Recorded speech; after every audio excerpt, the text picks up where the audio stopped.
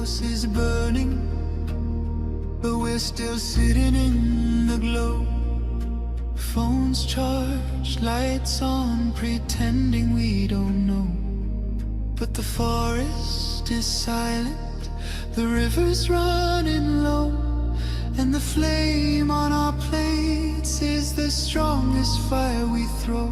Put out the fire, put out the fire. Echoes and rise, this is your hour. 7 boundaries broken, the earth pushed past the line. Climate, land, species, fresh water, chemicals, nutrients, oceans in decline. Not danger, disaster in real time. Put out the fire, put out the fire. Metafudians rise, this is your power. And here in India, one truth stands the same. Milk is not just milk, dairy feeds the flame. Cows and methane, fields and forests turn to grain. Politics, culture, carbon, all wired to the same chain. Every cup of curd is heat in the air, every block of butter is a forest repair. It's not a small habit, it's a planetary affair. Put out the fire, put out the fire. Echoes and rise, this is our hour. Energy fixes half the hurt, Dr. Rao made that clear. But food fixes the other half, the half that's burning here. Change the plate, change the land, change the future's atmosphere. Put out the fire, put out the fire. Metafudians unite, this is your choir. Every millet, every fruit, every sapseed, every bean is water on the wildfire of a world we've never seen. Every oil-free bite is a river turning clean. This is not perfection, it's direction. Not pressure, but protection. A week of choices can cool a generation. A company's courage can ignite a nation. Put out the fire, put out the fire. Echoes and rise, this is your hour.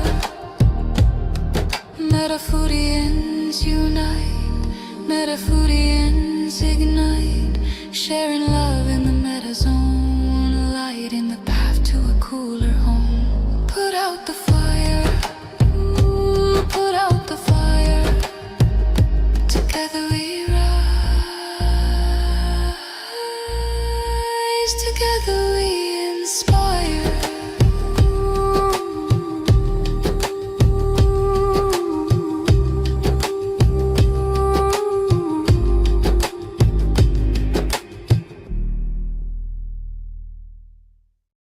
Welcome to the Planet B podcast, where truth, transformation, and faith converge.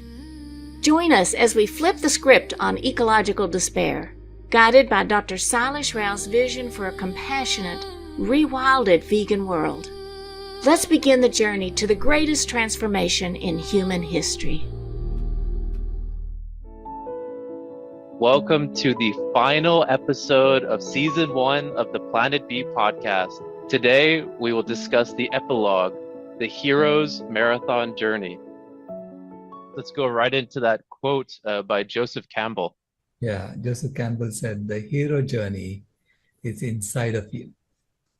Tear off the veils and open the mystery of yourself.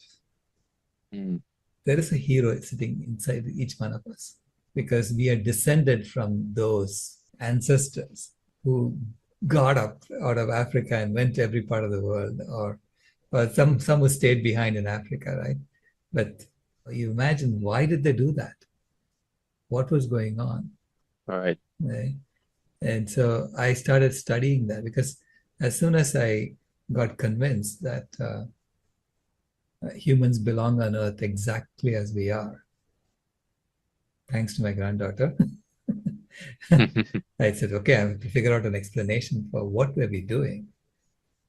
And then I saw that, we migrated out of Africa, went to every part of the world during glaciation. And you would think that's the wrong time to be going out of Africa. Right. Everything was great in Africa. Why would you do that? Right? So something compelled us to do that. Mm. Then we became an invasive species everywhere. Right. We were quite aggressive. We were killing other species too. We caused a small extinction event during the ice ages, during the glaciation also. It's called the Quaternary extinction event. So all the big megafauna died off. So you see human beings come to an area and big megafauna die off. Like the mammoths, they just died off. So there's obviously a correlation, because we had the tools and we were aggressively killing them. And then the earth thawed, came out of the glaciation, came to this current warm period, and we started agriculture everywhere, almost simultaneously. It's like magically we all decided to do agriculture together at the same time in different parts of the world. And it may be, as you said, it may be just that people were tired of chasing after animals and killing them. They said, let's just grow the same plants. We know how to grow plants. We know that, you can just drop seeds. And so maybe that's why we all started agriculture at the same time, because it was a warm period and we wanted to have ready access to food. And that magically heated the climate, right?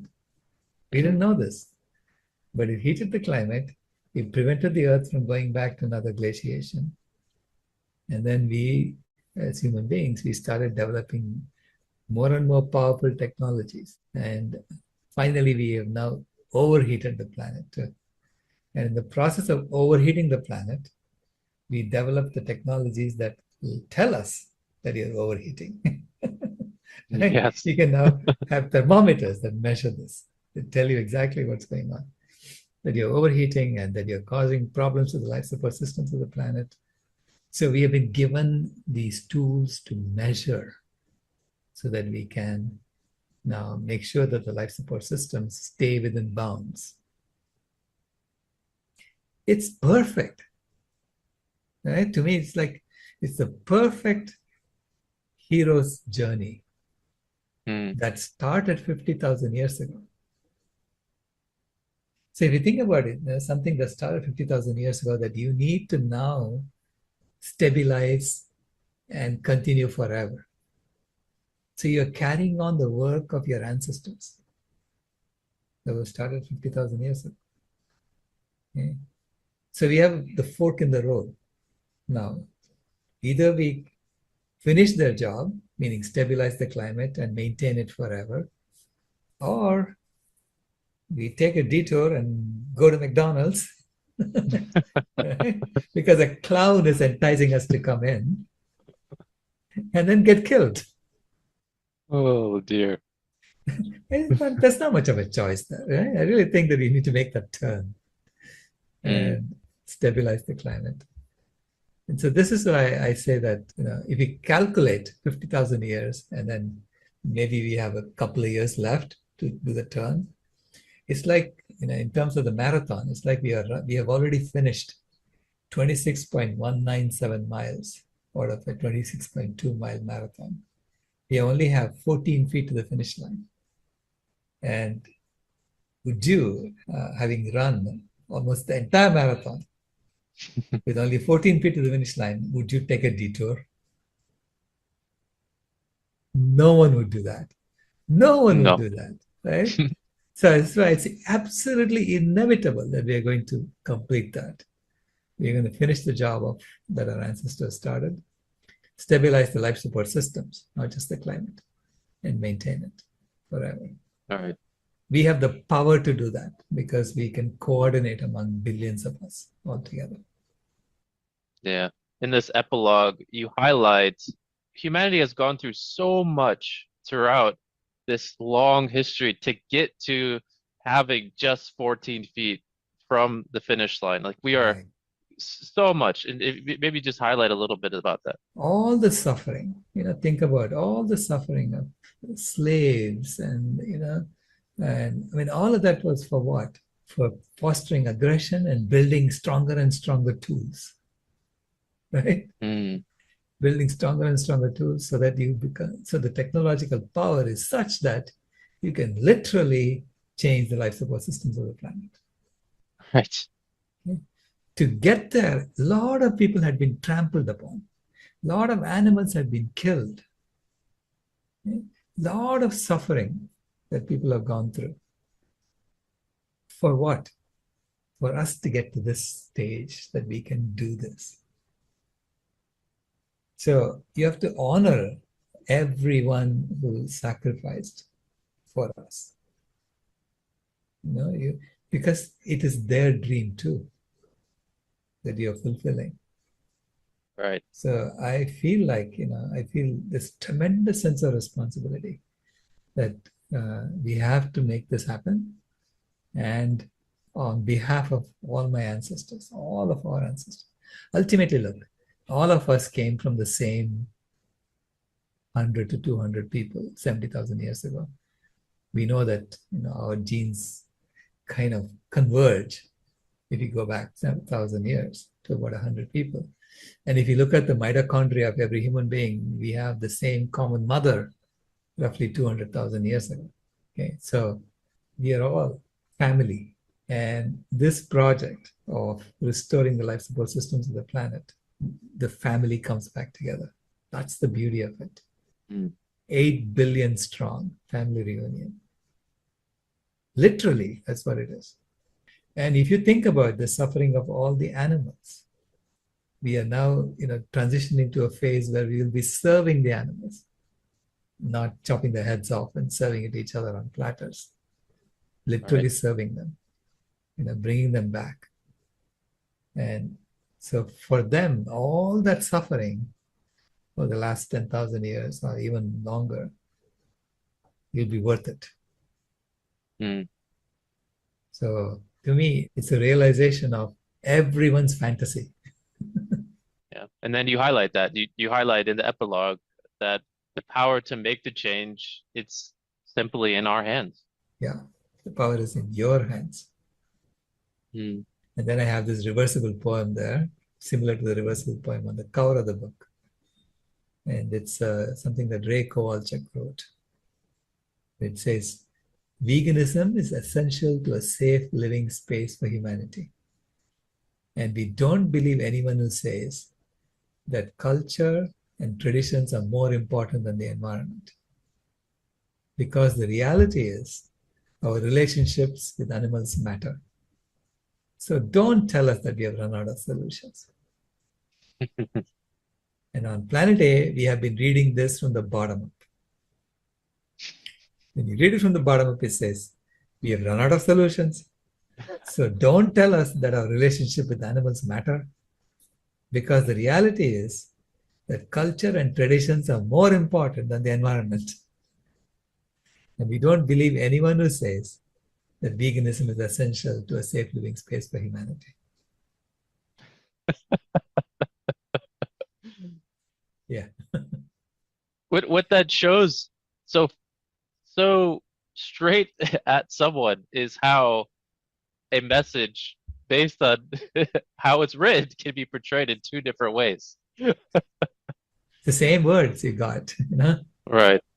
And you got completely different meanings out of those words. And we have been given, the same ingredients to put this thing together with, right? What you make out of it is up to you. Right. And we can forge ahead with a path that will heal everybody. And with the same technology, you can create a complete mess. Yeah. It's up to us. Yeah. And I love you. You've said this a couple times throughout the podcast, but she's truly calling us back to her. Right. Dr. Rao, it goes right into the next question I have is, why is 2026 such a critical time to share this message? It's very urgent that we do it as soon as possible, because everything is going in the wrong direction fast. So we don't have much time, I feel, to turn it around before it's too late. So the sooner the better.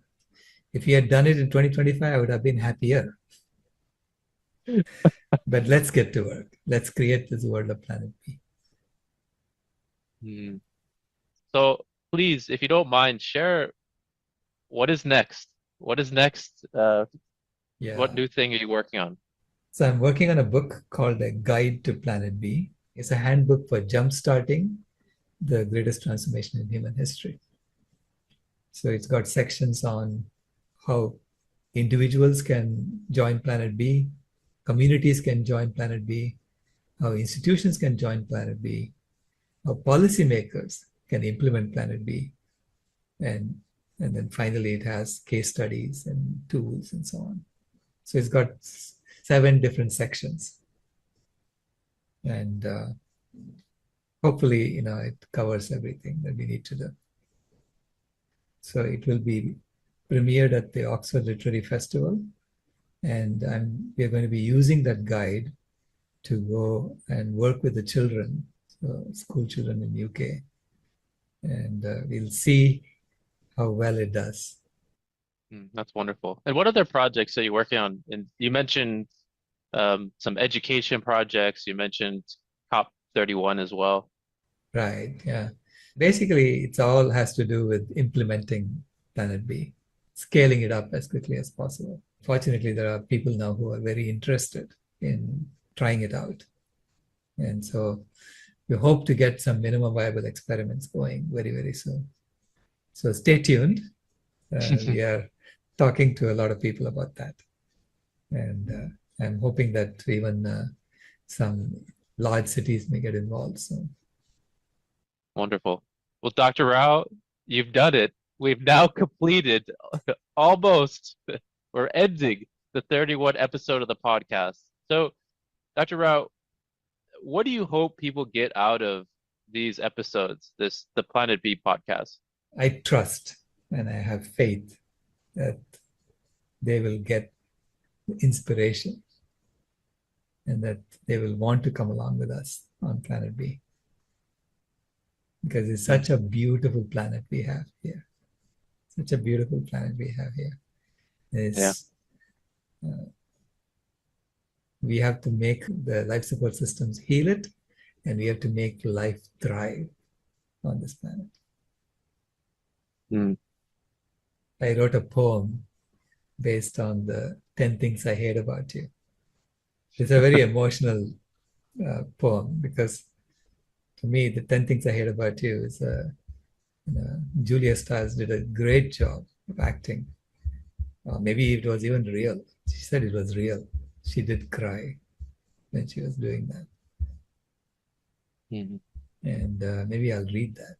Thanks. Yeah, read it, please. Adaptation of the poem from the movie 10 Things I Hate About You. And this is from Mother Earth.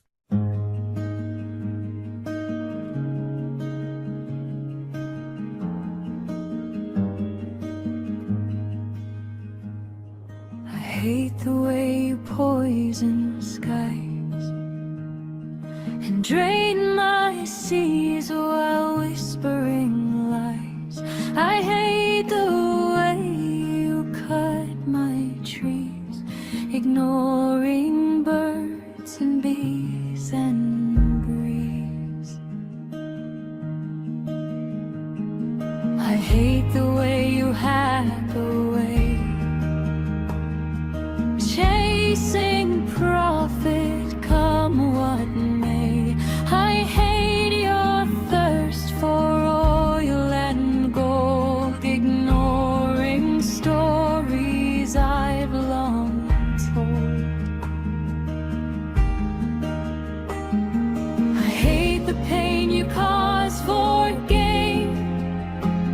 the fields you flood, the forests slain. I hate the ties that bind you blind to suffering of every kind.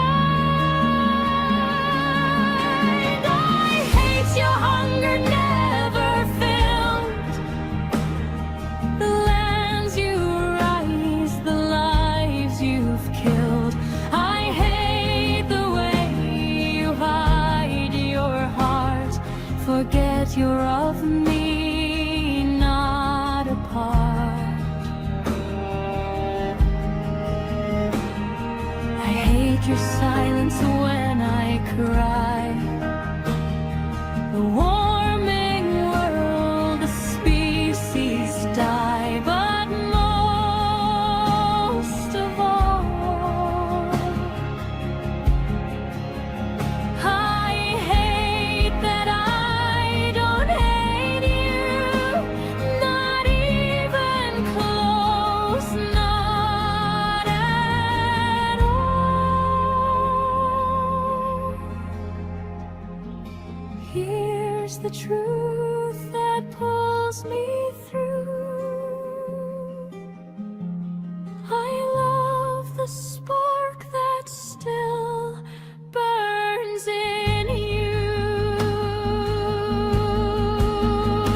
I see the light, I feel the fight, the urge to make the wrong things right. So rise, my child, begin anew. Heal me and you will heal you too. Let's get to work, and together we will create the world of planet B.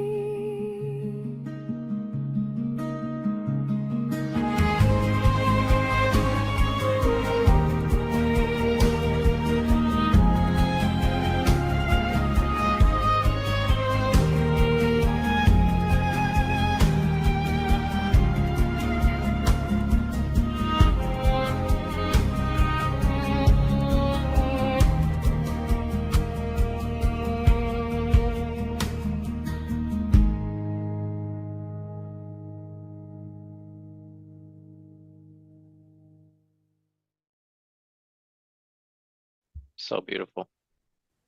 Thank you very much. Dr. Rao, there's no words. That's such a beautiful poem, and a perfect way to close out this season one of the podcast. It's been fun. I've learned a lot. I hope the audience has too. And this is a very exciting time. So, Dr. Rao, as we close out season one of the Planet B podcast, what final words would you like to share? I am looking forward to season 2. Me too. Yeah, this is not going to stop until we have a vegan world. I am motivated to keep at it until we have Planet B realized. Well, thank you so much, Dr. Rao, for everything you're doing. Thank you. The Climate Healers team is so wonderful. Thank you to everyone around the world who is helping bring about Planet B. We love you a lot, and it's hard work, but this work is the best work we could possibly do. So we just say thank you. Planet B signing out. Thank you. This has been a podcast from Planet B, where you don't have to move today, but wish you could. If you haven't moved here yet, we thank you for visiting.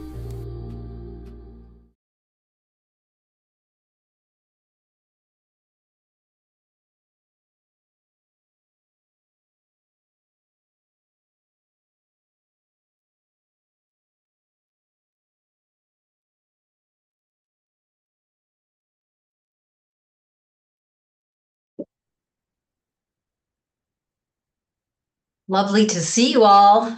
And here we are on Planet B.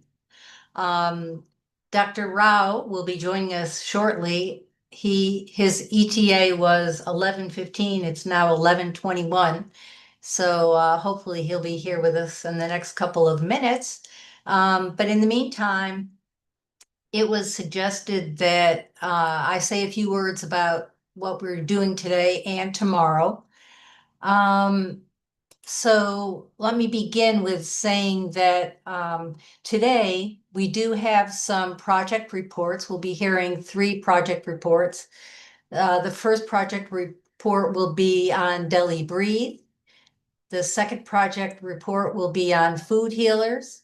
And the third project report will be on SciSense. So you can look forward to those half-hour reports, and there will be a chance to ask questions of the project lead for each of those 3 projects. You may have received an email last night, I believe, from Dr. Rao announcing that tomorrow we'll be having an additional session. So it's not over yet. What he said about tomorrow is that today will be our last chance to ask questions of him, and tomorrow is his chance to ask questions of us. So tomorrow the session will be in the same place at the same time, same link to join us. And as part of that session, we'll be introducing to you something called the Mentimeter, and some of you are already familiar with it. Let me put something in the link about it.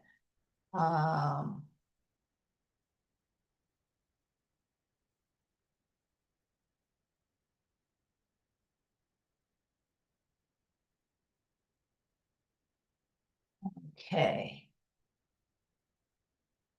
Did I put it in the right group? Do you see it there in the chat? Yeah. Okay. That link will take you to an app called Mentimeter when you click on it.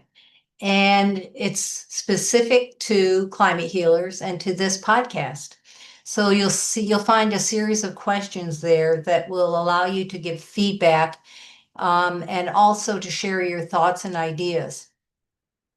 So whether you do this today and get started on it ahead of time, or whether you join us tomorrow, you'll be given that link again tomorrow, and it will give you the opportunity to participate. And all of that information will get gathered together in one document, which we'll be using to evaluate this podcast series and make decisions about how we go forward together. So with that said, and knowing that Dr. Rao is still not with us, the topic today was the marathon journey of the hero. And early on in the podcast, it was said that we are all the heroes. I think it was Joseph Campbell that said there's a hero inside of each of us. So that's the topic of conversation. And I think we can get started.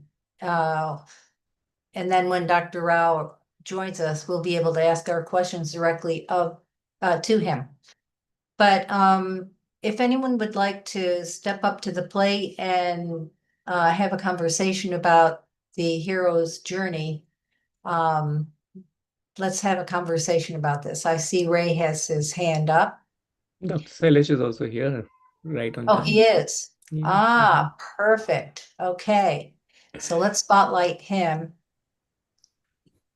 Yay, The you hero made is it. here. The hero. I made it on time. Yes.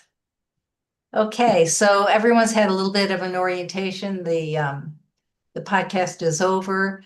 And we're ready to ask questions. I see Ray has his hand up. Go ahead, Ray.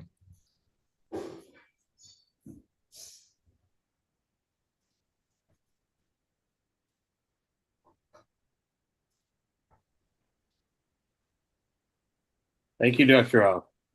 So exciting to make it to the finish, the almost finished, because I guess you're going to be asking us questions tomorrow. Right. Allison just set up the idea of us being heroes. And I like that, but at the same time, it's the 25th anniversary of the Lord of the Rings trilogy, and I'm thinking of a line from Bilbo Baggins that adventures make us late for dinner.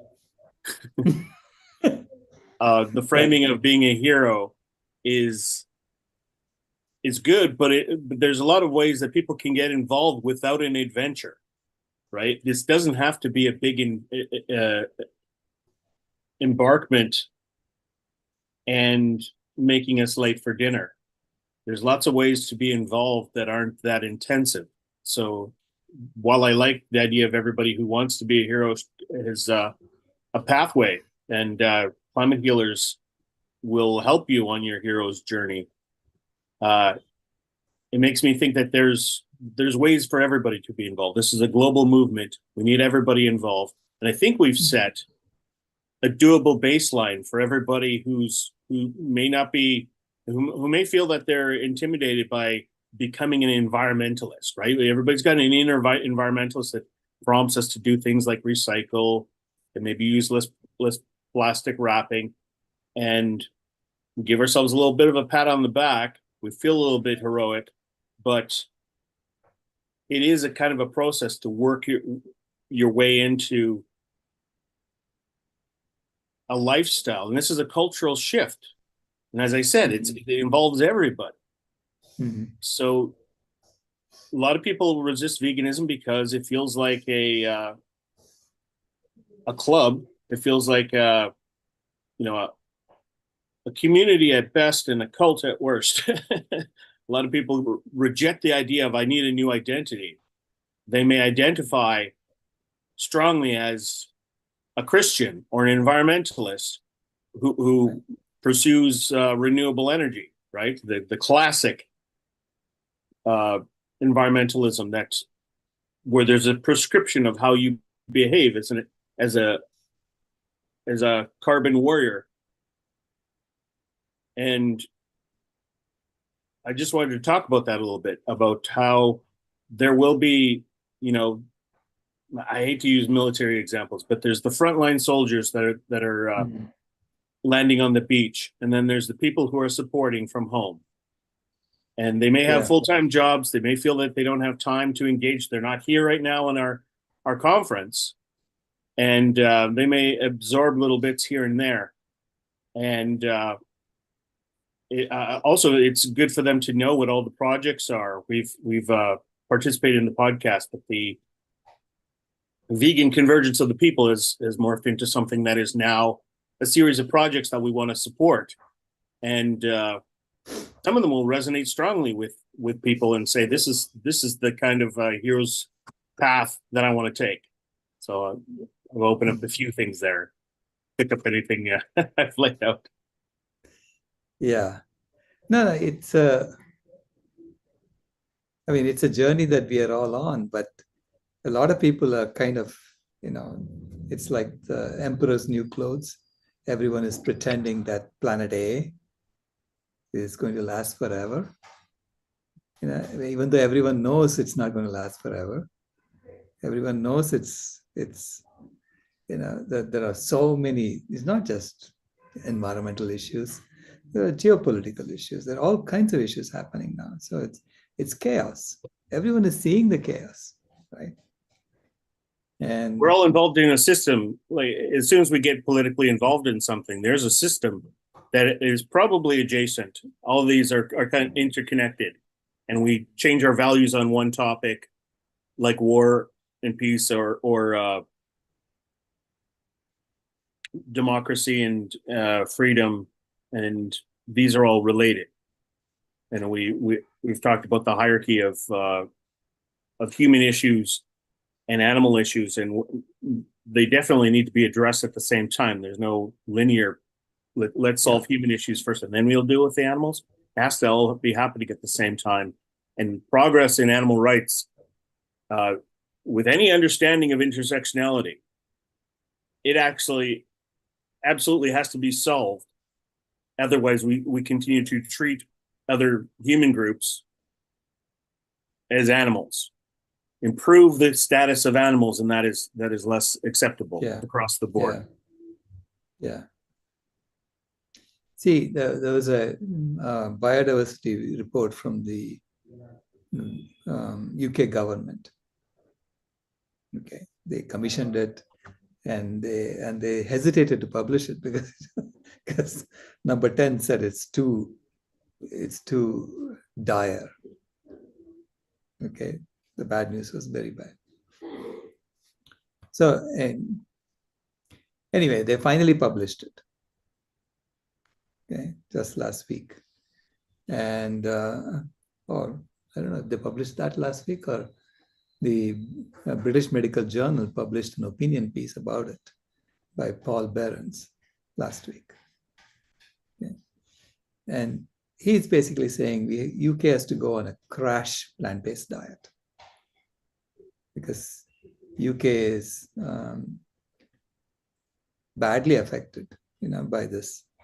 Because UK imports 60% of its food right now. Okay, so food is a major issue there. And I'll translate a little bit for the environmentalists that are listening. Yes, that's a personal diet that they're recommending, but it also raises questions of the industry of our food and where subsidies are going. All the same boxes you tick with the oil and gas and coal industries. Yeah. We need to look at our systems as well as our individual cultures and behavior. And quite often we're dismissed because we just focus on, it's just a lifestyle thing, It's the most powerful lifestyle choice you can make. But without addressing the industry and just supporting it endlessly. Yeah. So which means that, at least the consciousness has been now raised at the the highest of the political levels. So they finally said, okay, let's publish it and let's see what happens. But it's now convincing them that it's actually a complete system transformation, right? That it's not just food systems; it's all systems. It's a whole systems transformation. So that's the marathon journey that we are on, and we have to. We have to wake up everyone who is going in the other direction, and we have to kind of help them understand that first of all, that direction is going to kill us all. We keep going in that direction, and the good news is there is a way out. Okay. As individuals, you've said that we need to correct our objective function for civilization. Mm-hmm. And that's something that each of us can do. And that's what we are doing when we're finding an issue and finding something that's progressive towards a future that isn't rooted in obsolete systems and industrialization. And we're so familiar with them, and we like things that are familiar, but veganism is a way where you are taking at least one industry and saying, done. Let's think of a different way. Yeah. But we have to love the other ones less as well, because there's so many systems that are correct. Even as vegans, we're still cleaving to.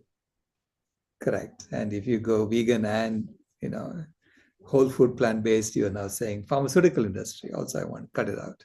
Medical industry I want to cut it out. So it's you're slowly dissociating yourself within the entire industrial system. I popped this graphic up because it kind of fit into where we were talking about the hero's journey, where the innovators are clearly the heroes of the innovation. Mm-hmm. And there are people that can do the innovation and they don't actually have to do any more. I think that they could at least represent. You could just be vegan and you don't need to be an activist, but it helps. You are a little bit of an activist when you're vegan and you say you're vegan. Represent. Mm-hmm. You're actively representing yourself, standing your ground. Inviting people or at least creating opportunities for people to ask why you're vegan and you could tell them it's good for them or let them, mull it over themselves and come to that conclusion. You don't have to be aggressive. And this how you talk to people. We're trying to get this 34% of people to come across, Right. and they're listening. They say things like, "I love what you people are doing." You know, Good. they're not actively saying, "I'm trying to become vegan myself." They may say, "I absolutely will never be vegan." But the more interest they have in us, the more likely that they're able to come across and be part of this collective journey. And there's that phrase where you can go alone, right? But if you go as a community, then it's not only easier to do, it's less daunting, and it's more fun. And we've had a lot of fun with this podcast. So I think this is an example of it. This community obviously can grow quite a bit, and people are absorbing the content. So there's people that are watching right now that didn't participate every day. Watch them all and share them with people that you think would be interested in crossing this chasm of yeah. And you cannot leap that chasm in 2 bounds. back to the Lord of the Rings metaphor. Join the fellowship. Thanks, Ray. Thank you. Mark?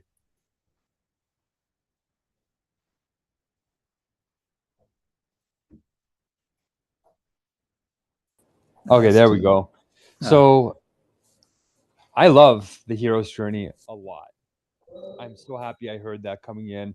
I tried to make it to more of the podcasts and the sessions this month, but I wasn't prepared for it to be like, we changed the form of it, which I think was cool. And I was very happy to make my presentation on the 24th, a couple of days ago, a week ago. In terms of the hero's journey, if we're going to go in that direction, that's where, I started my journey with activism, and we started teaching kids that in university. And the monomyth of Joseph Campbell is very well known, and it's very well critiqued too. It's very, and in the beginning, Joseph Campbell said it was only for men. There was only heroes, not heroines. And that's another sort of thing we have to get over. But overall, the archetype is real. He studied 500 myths of history, and they all had the same pattern, the good ones anyway. And I want to say, if we're going to apply that to this movement, which I think we should, because we actually do need to do something heroic if the data is right, we have to look like heroes, though. So there's a famous saying in law where it says it's not enough to have the law on paper or even to practice the law. The law has to be witnessed being done.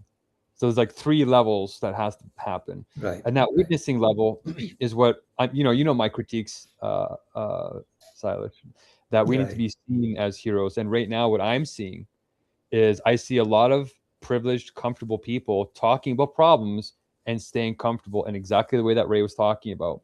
Now, that's okay if you're not leading the movement, right? Because you need to, people have different things. We do need people to understand that their lives are in danger. Like, we need them to understand they do need to become a hero too, but they need to believe in themselves first.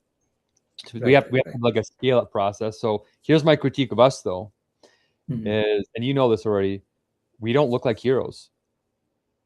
We're doing heroic things. We're saying the law. We're saying the facts right. We're doing the law. We're doing some of the right things, but we're not doing them enough to look like the law is being done properly and accountably.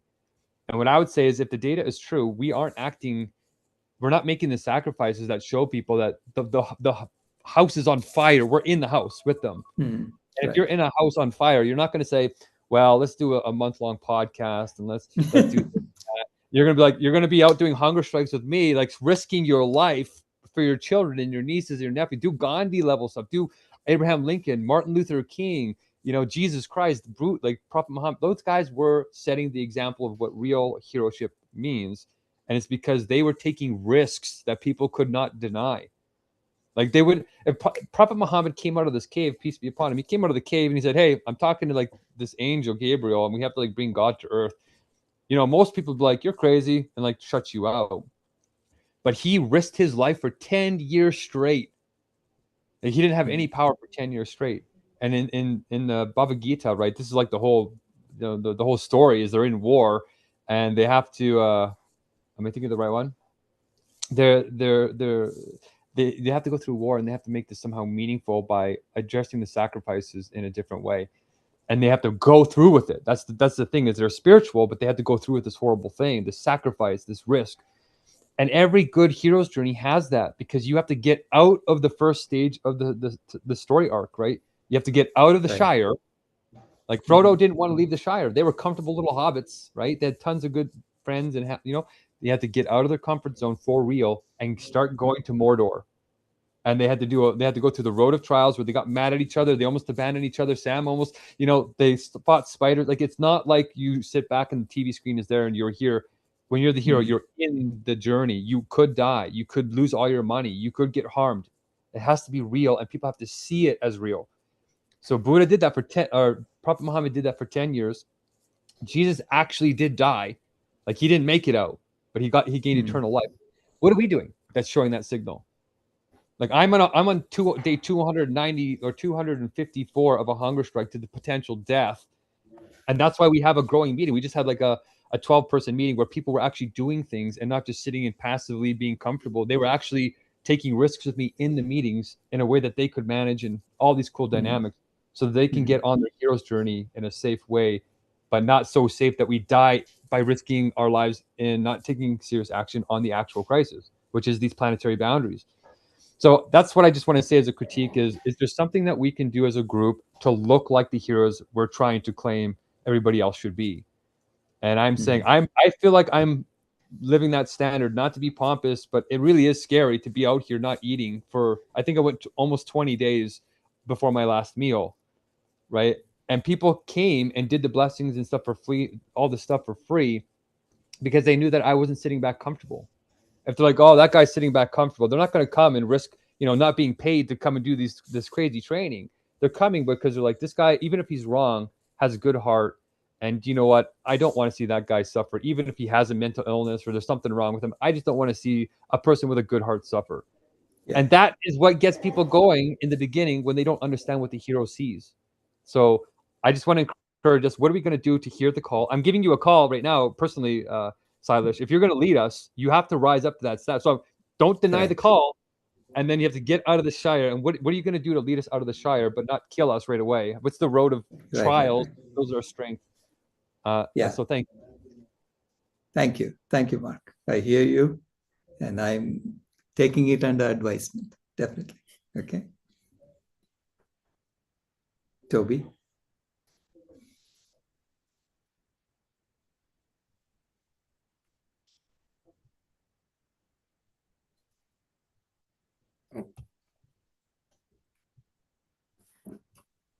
Hello, Dr. Rao. Great to have you with us. It's a great month, and I think we've all learned quite a lot.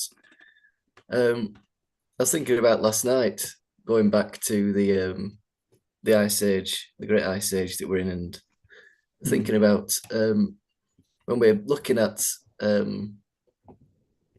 CO2, counting like the heating that we're experiencing today. We're looking back usually from 1750.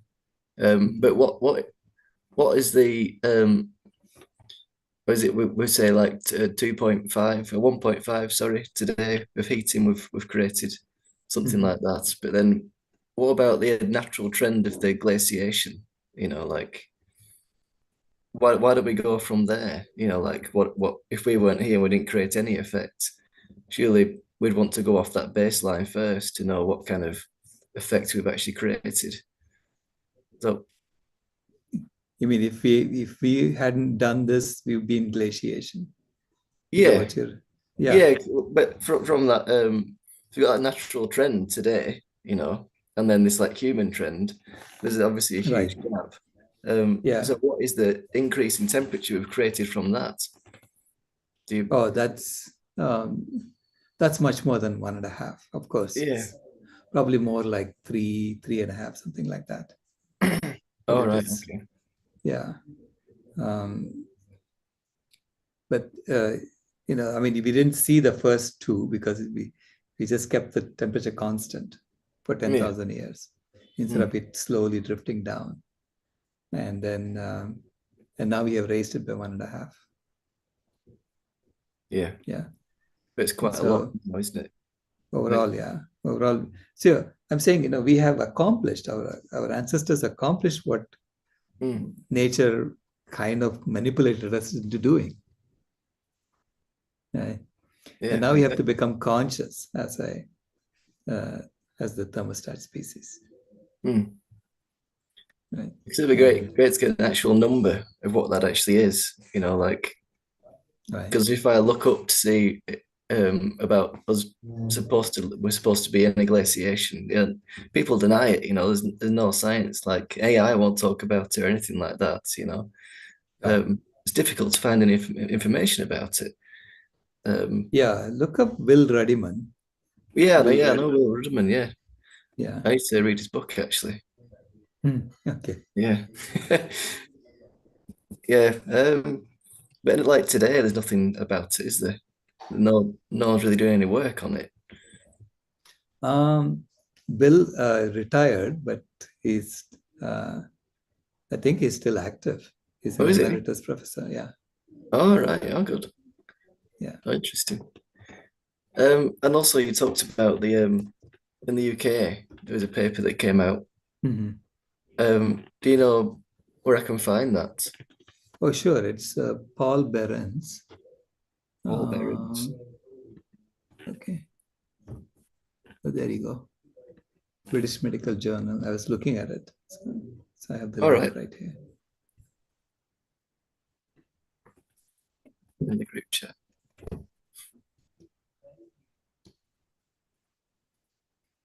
Great, thanks for that. Sure thing. That'll be interesting. Well, I've lost you now.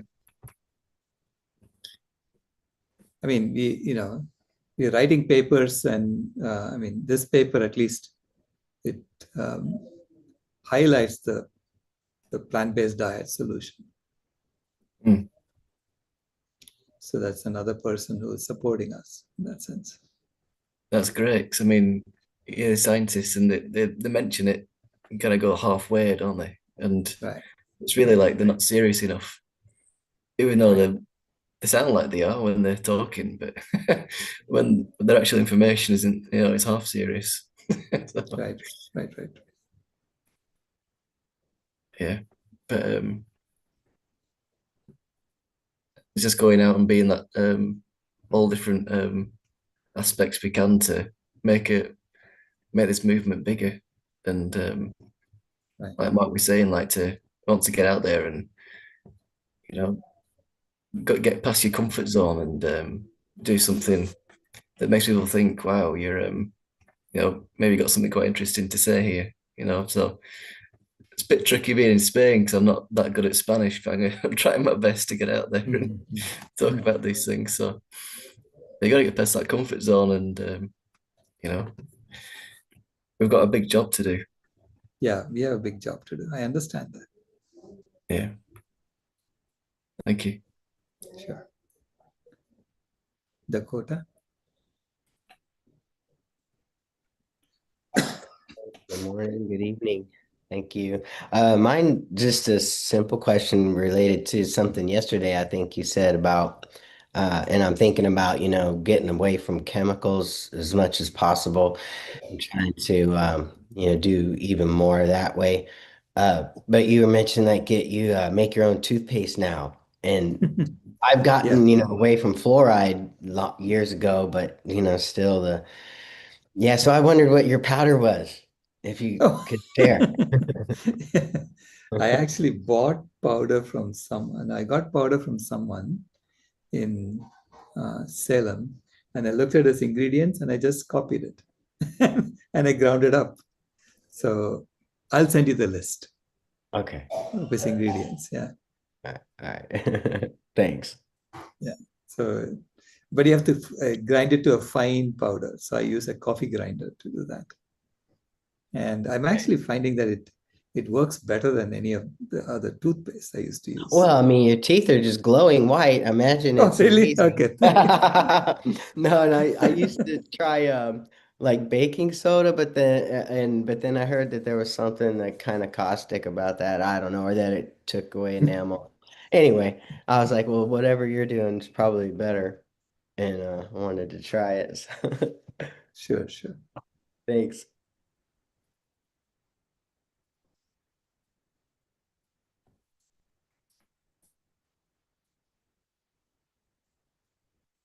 Go ahead, Brittany. So when you look at the hero's journey, there's a diagram where it's a circle. And I was kind of wondering where, because I didn't actually see it in your presentation. But I'm just wondering whereabouts on the hero's journey are we at collectively as a society? Because I talk to people all the time, just regular people that can, some consume animal products, some don't. Actually, amazingly, a lot of people are vegan. The thing is that there's some people that don't even know what veganism is in this day and age. There's some people that say, I'd like to help, and then not help at all. And there's some people that say, I just don't know what to do, and so I'm not going to be vegan anymore. So I met someone yesterday that said, I don't know what to do. I'm just going back to being not vegan. So I had to explain to them what they were doing wrong. But it's like, I don't even know where we could begin collectively as a society, not just getting people to even know. Because I think we probably are not even at the start of the hero's journey, because the start is with something known. And if people don't even know, they don't even get called to adventure, because I put the diagram in the chat. I didn't put it as like an image, just the link. But the first step is on where something's known, and then the first step's the call to adventure. And there's no really call to adventure. People don't even know. No, I am imagining that our ancestors, when they got up out of Africa and migrated to every part of the world, they were setting out to do something. Okay, so that's probably where the journey began. That's the way I trace it. Okay? I'm tracing it from there. And so this is really, we have this last push we need to do, our generation, to complete the journey. So we are the ones. So I look at it as a continuous journey that's been going on for 50,000 years. And not only our ancestors, but they partnered with wolves and went together. So they were also part of the same hero's journey. So the animals are part of this too. So now we have to, the final obstacle is where we are at. That's the way I see it. The final major obstacle, it seems insurmountable, and we have to figure out how to get through it.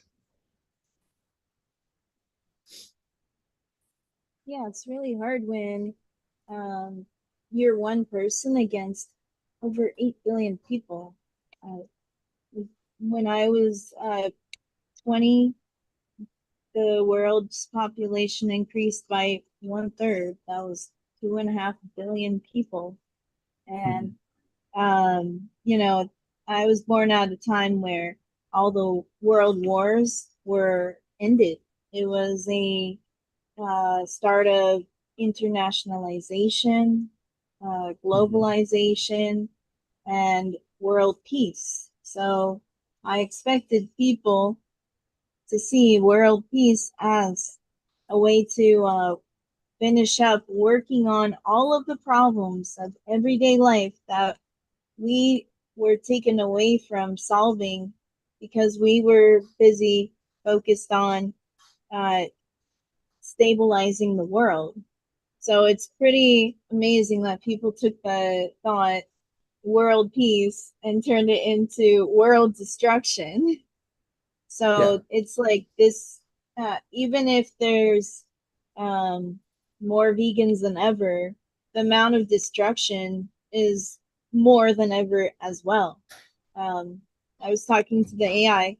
They said Gen Z has the most vegans, 15%, but it's the carnivores that make the whole generation overall have consume more animal products than any other generation, which is absolutely insane to think about.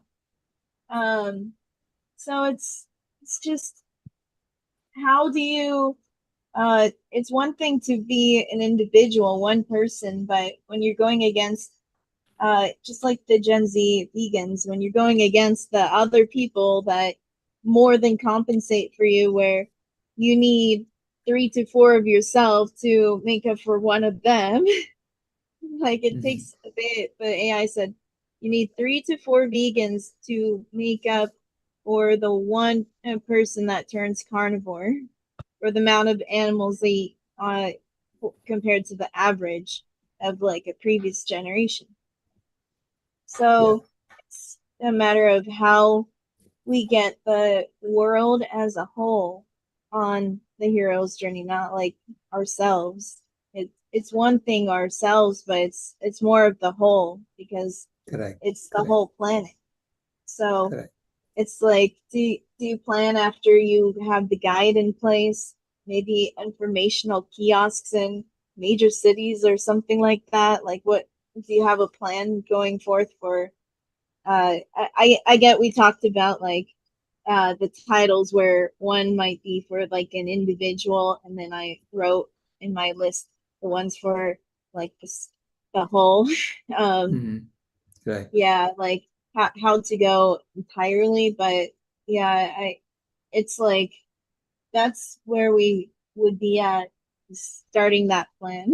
You know, to, if we're going to really go on that hero's journey where we get the call to adventure, we're gonna need to start by calling people to adventure, making the known the unknown known. Yeah, maybe. Yeah, we are in brainstorming right now as to what we should do. So that's part of what we're going to discuss tomorrow. Okay. So what should we do? I mean, Mark has told me what to do. Now, I want to hear from all of you. What should we do? And I have others who have been telling me privately as well about what to do. So I'm looking at all the options and seeing what do I need to do going forward. What do we all need to do going forward? How do we get this out, people? Yeah, I think that's the hard part, because it's like this. If we don't know what to do, how can we expect anything from others who don't know what to do? So no, I know what everybody should be doing. Okay, that's no question. but I don't know how to get them to do it. That's how do you persuade people to do it, right? But that's the thing. It is a level of being not knowing. So it's like, you know, a simple task, if only it were so simple. You know, it's like, you know, the concept. It's like you know, going to the moon, or you know, going to another galaxy or something. The idea is simple, but then, you know, oh yeah, like going to Mars. It's like the idea is simple, but it's like, how do you do it? That's where it gets complicated. So it's like that. Just because we have a, you know, the idea as being simple, we understand it. When you get into the complexities, the nuances are all the parts that we don't know about. Like while I watch the podcast, I'm busy trying to learn myself, because I don't even know. I'm building all of these databases and knowledge, because you were talking about education, but it's not education where it starts. It starts with knowledge. You can't teach people anything if you don't even know what to teach. So I build the knowledge, but it's because I don't know. And the more that I go into finding out, the more I see how little I know, which is really crazy. So it's like that. If I don't even know let's just say what's vegan in what's it called? Let me see if I could pick a place. Well, let's just say if I don't know what's vegan in Vanuatu, then how do I expect? What if I don't even know their language? I don't. There's like languages I don't even know how to pronounce the name of it. Like places I don't even. If I don't even know their place, how do I expect them to even know anything about what I know? How do I expect them to know what to do if I don't even know what to do for them? I don't know what's on Vanuatu that is vegan. I don't know what to explain to them. Most people, they'll come to me, and well, for me, I try to go out to people to learn because I don't know. I'll say, what is vegan in your culture? And they come back to me. They say, I don't know what's vegan in my culture. I don't even know my culture. You tell me. And I'm the one asking them. It's like the blind leading the blind. It's like, how do we even get anywhere if none of us know what we're doing? We all want this, but we don't even know how. And we expect everyone without being able to do. So I believe it starts with us. If we don't know, then we can't help anyone. So I'm glad that we have the podcast where we're trying to find out. But I don't believe that we should have any expectation at all for anyone as to being able to do anything. If we don't even know how to do anything ourselves, we're starting from scratch. I mean, I'm not claiming that at all. I'm not saying yeah. we are completely blind, we don't know anything, I'm not saying that at all. Okay. Oh no, I'm saying it. I'm yeah. saying that it's like the blind leading the blind.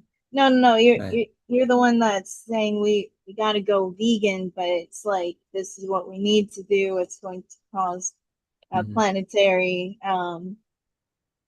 upending and like planetary ending and everything. But it's like I personally can't.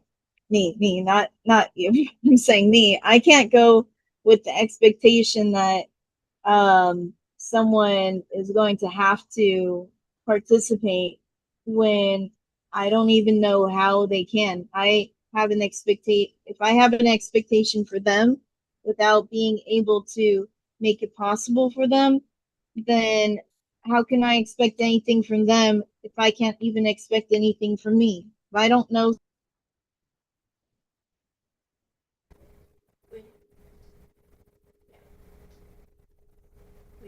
Wait, I'm sorry, it got muted somehow.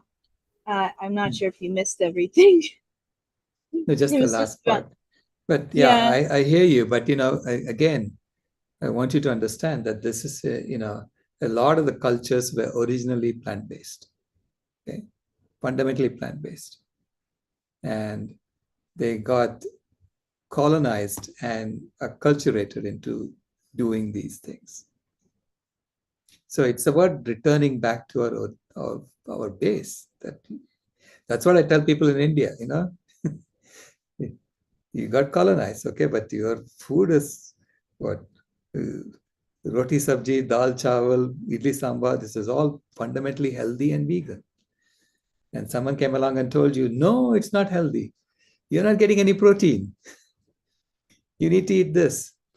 And we went along with that. Instead of saying, hello, let's look at the data. Let's look at what it really is. I mean, how come we were thriving for so long? Yeah. That's what I was kind of talking about with this like colonization, colonialism 3.0, where you're gonna have to be the person that comes in saying, instead of saying, hey, be carnistics, you're gonna say, hey, let's be vegan, let's go back to our culture. Like someone's Right. That's gonna not have to go in and colonization. step in. That's not Of course it colonization. is. It's That's telling people to go colonialism. back to Oh, the come way on. they were. It's not saying, no, look, ultimately, I'm saying it's not, we have this simple-minded view that if someone conquers someone, then the conqueror knows much more than the conquered in every aspect of life. That is not true. Okay, that's not true. We just have to put everything on the table and say, what do we do given the circumstances we have today? And that's where the the give and take happens. Conquering is just one part of it, right? Yeah. Usually it's more than just saying this is what we need to do. They actually set it up. They put a system into place that runs. You know what I'm saying? So it's like the problem is we know what to do and we say what to do, but we don't put a system into place to make that run. It's going to be one thing to have your planet, there's a planet B book and say this is what it is. There's going to be another one that says this is how we get there, but the actual implementation, that's where it's at for what we're needed. Yeah. Right. But you need the manual before you implement. So that's what I'm working on desperately, right? So I'm saying, okay, initially we had, it was a systematic analysis. And so we wrote about why we have to do this and what we do, what we need to do. So now we understand the scope of it. And now I'm writing about how to do it. So until that manual is out, I can't go around saying, how come we haven't implemented it? So, I'm doing my job right now. I'm just doing my job of getting it out, and then we'll figure out how to blast it into the consciousness of people. That's what we need to do. Right? Yeah, I'm really glad that you're doing all that. I'm not like against it. I'm just saying that it's going to be kind of hard because I've been was raised in the chat saying, well, you need to, oh no, Mark, he was like, you got to, stand out, be a leader. I've done that my whole life. I was first place in so much and I was the leader top, and everyone put me as leader, but it's not like people would listen or try or help. So they realized that it's not about being at the top, the best. It's about convincing the masses. So yeah, I agree. You don't have to be the best. You don't have to know everything in order to do everything. But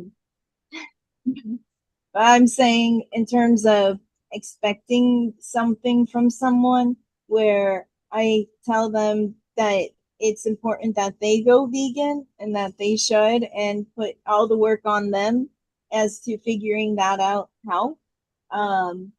I personally can't just put that expectation on them from myself saying I don't either.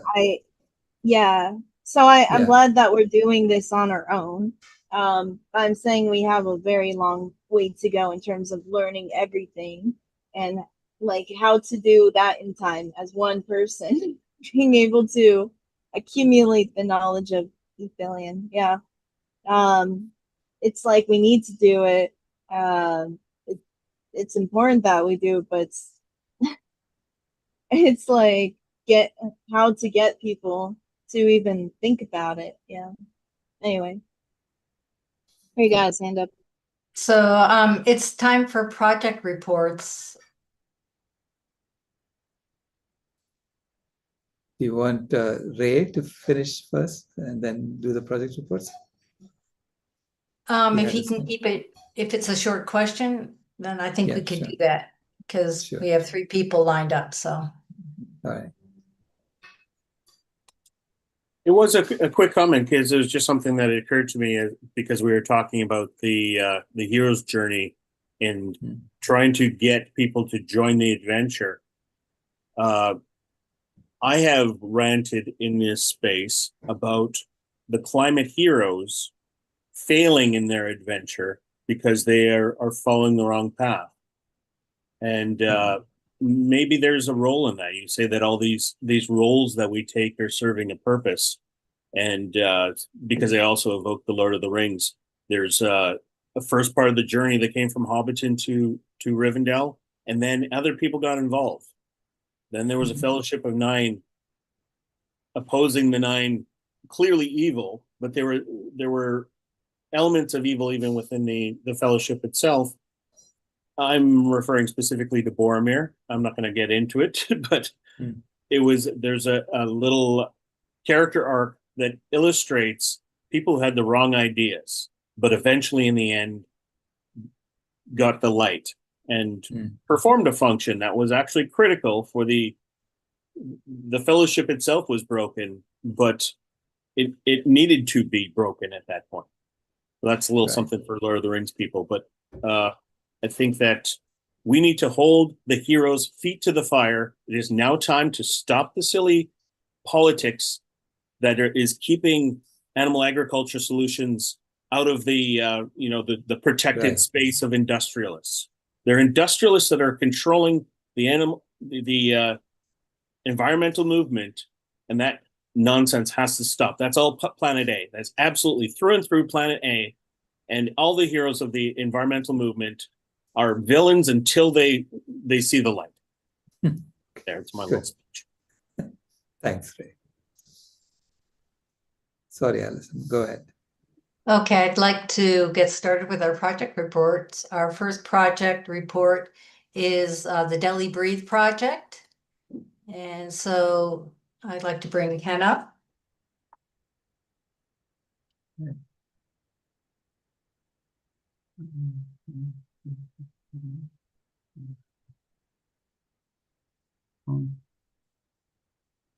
So Ken, you can share your screen. Be sure to click on share audio. Trying to find the song. I don't see it. Okay.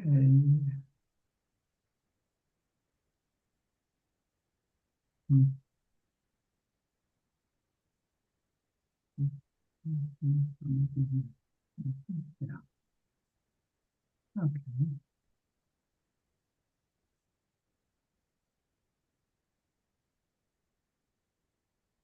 No, it's not it. Well, okay. Sorry about that.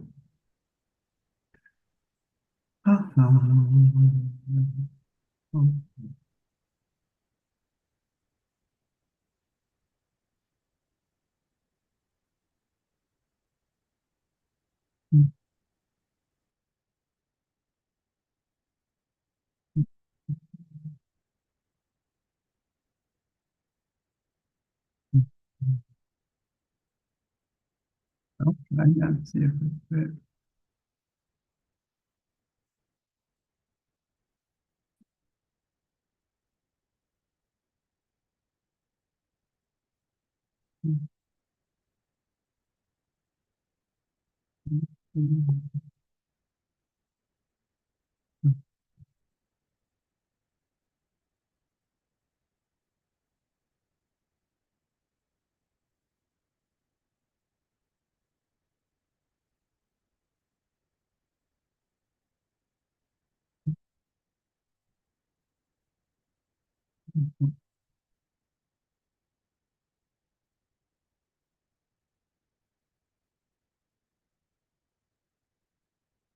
Sorry for the delay. I had it all queued up and I can't find it. Okay. Ken, would you like some time to get set up? Maybe Rebecca is prepared to go first. I don't know. Yeah, I've got some sort of a technical issue I can't solve, I guess, for the moment.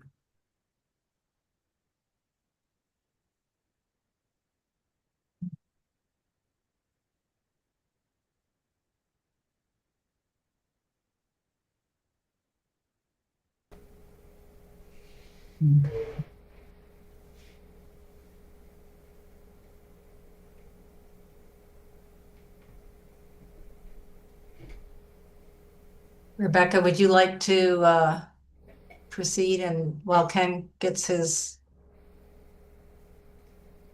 presentation lined up?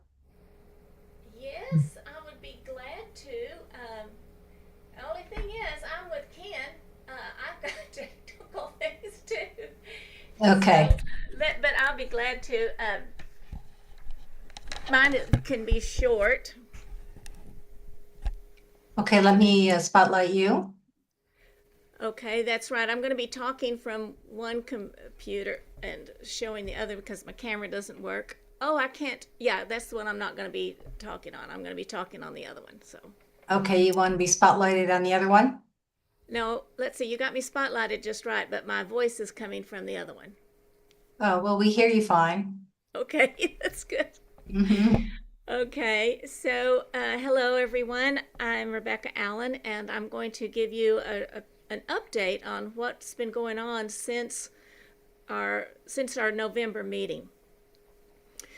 Food Healers is first. I'll tell you a little bit about it. Food Healers supplies free and healthy food to groups, communities, churches, even friends, but it's free and it's open to anyone. So those are kind of the qualifications for it. And what we have had is this started in, I think it was 2019, might have been later, but anyway, we had one big Food Healers Day, and oh my gosh, we had so many people fed from around the world, and some have continued that feeding of people.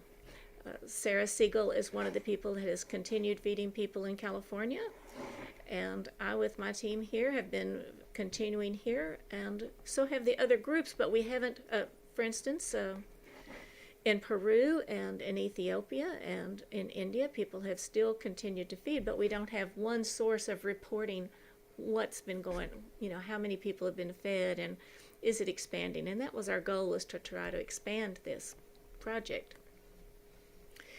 So we have a Food Healers app, which is still not up to par, in my opinion, but it is something that is wonderful in terms of getting recipes. But that's, and it is actually getting there now. If you were to look at your Food Healers app, if you have downloaded it, and many of you have in the past, you would be able to see that there are 2 events on there right now. There's both of them are in Lockhart, which is, one of them is in Lockhart and one of them is in San Marcos. And we had difficulty last night, this past week, because we couldn't get another new Food Healer group, another location opened up, and we couldn't get the Food Healer app to do right so that we could share it. And that's what we want to do, is we want to have our events, but also have the app so people can say, now look on this app and see when the next time and location is, and then you can share it with your friends. So if you look on there, you will see those 2 events. One is called the Vegan Friendlies, and one is called SMOOF, which is the San Marcos Unitarian Universalist Fellowship.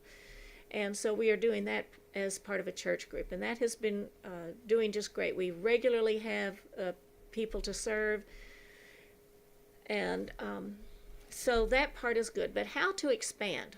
Well, first let me just show you a couple of things. Let's see if I can screen share from another screen. Okay, I'm going to have to move around here.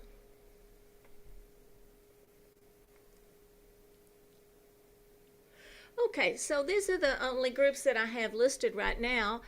Feed and Clothing from Skid Row, and that is from Sarah Siegel in California. And she will be able to, if she's here today, she will be able to tell us a little bit more about that group. But they serve, since November, about 200 every month. And so that is fantastic. I don't know if that's an increase from November.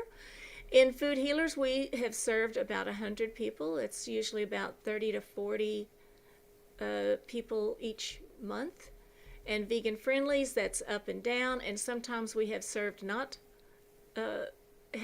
particularly healthy food, but it has all been plant-based food. So we'll have muffins, but we didn't add sugar, So anyway, and then we have Ethiopia. I'm going to skip one for a minute, and that is an on-again, off-in. That depends on donations, and that is, you can look at on Facebook, Food Healers Ethiopia, and you will see just recently, due to donations, what they've been able to do. And theirs has modified a little bit. Sometimes they'll serve groups of people food, but mostly they're getting big bags of food for their communities, and that is still ongoing. And then Ogalis Cumanis Veganis, I don't know how many people they serve. This is one of the things that we need in our group. the Food Healers group is someone who can keep track of it until we can get it on the app where people can report. Oh, immediately, we finished serving in San Marcos, so let's put, there were 45 people here. We had 6 volunteers, and have it in there so we can kind of keep track. The next thing is, let's see, to go over here. I will tell you that we did have a meeting. I'll stop share for a minute. We did have one meeting since November, and that was a very good meeting. We had Sailesh and Kelly Kerr and Mike and Amit and Danny, and I'm leaving off some people. Sorry about that. And oh gosh, there's some other people. So we had a very good meeting determining what we need. And one of the things is that we have a Food Healers website, but it points to Food Healers Day. So what was recommended was that we have a subset, another place, a finder that can go to a Food Healers information, go to the Find the Food Healers app. But what we need is a programmer. And what we have, and I had hoped that we would have, is somebody who already on the team who could do that, but that person has been pulled in many directions and barely has time to sleep. So we do need a full-time vegan programmer who can help us with this. That's where our need still is. The other thing is that I'm a person who has done Excel, but I have not done Gantt charts, and that was one of the other things that Krishna came up with, and I think it's a great idea that we have a Gantt chart. And so that is where, let's see if that is sharing now. So Krishna came up with that idea, and I think it's great. And the idea is to list all of the things that need to be done so people can sign on to them. But also, like me, other people who are not familiar with them might need to know how to use the Gantt chart. So here are a list of some of the things that need to be done that are not done. We did have one meeting. We have Kelly, who volunteered to maintain the recipes. If somebody has another recipe or if something needs to be changed, we can. She has volunteered to do that, depending on her time also. Show the team how to update the chart. We need our app to easily notify, easy notification when somebody volunteers. So we have a volunteer section in the app. If you want to volunteer a food, if you, like Willow did recently, she wanted to have this event.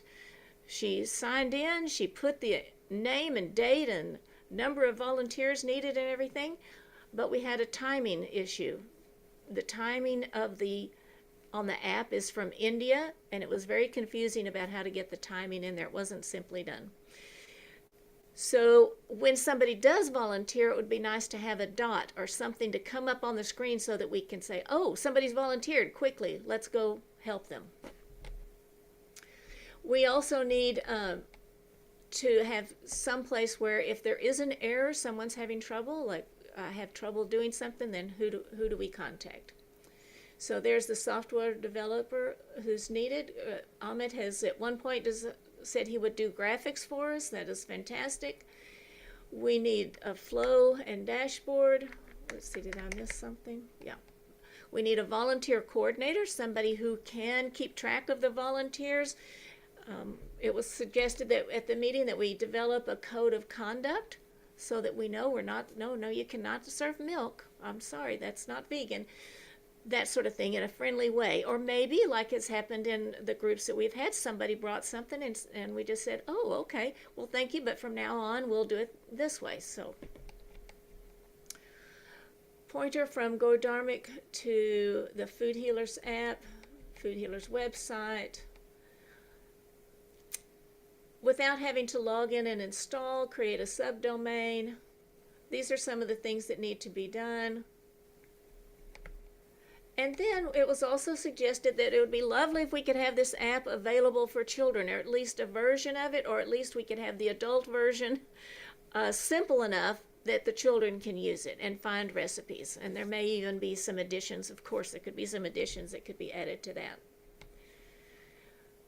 we need these to be translated into Spanish. Here's my lovely partner in working for food healers nearby. I'm so fortunate about that. And she speaks Spanish. She's a translator. She does it beautifully. And so we need some materials in Spanish. It would be nice to have a web page in Spanish. So we have a lot of ideas, and still we're in the need area. Now, in terms of reaching out to Uganda and Peru and California and Kenya, there are other places who are doing things, and I just haven't made the time to find out where they are with serving food. I think they're waiting for us to come up with a menu, a background plan. So in terms of the progress that we've made in these 3 months, no, we have not expanded the progress very much. We have one new group that I suspect will do well. It's possible that Willow will be able to tell us a little bit about that, but I have great confidence that that group, I got to deliver some food and the people were wonderful, and I know that will grow. So that is where we are, and I'm open to questions. Let me stop the share screen. Or volunteers.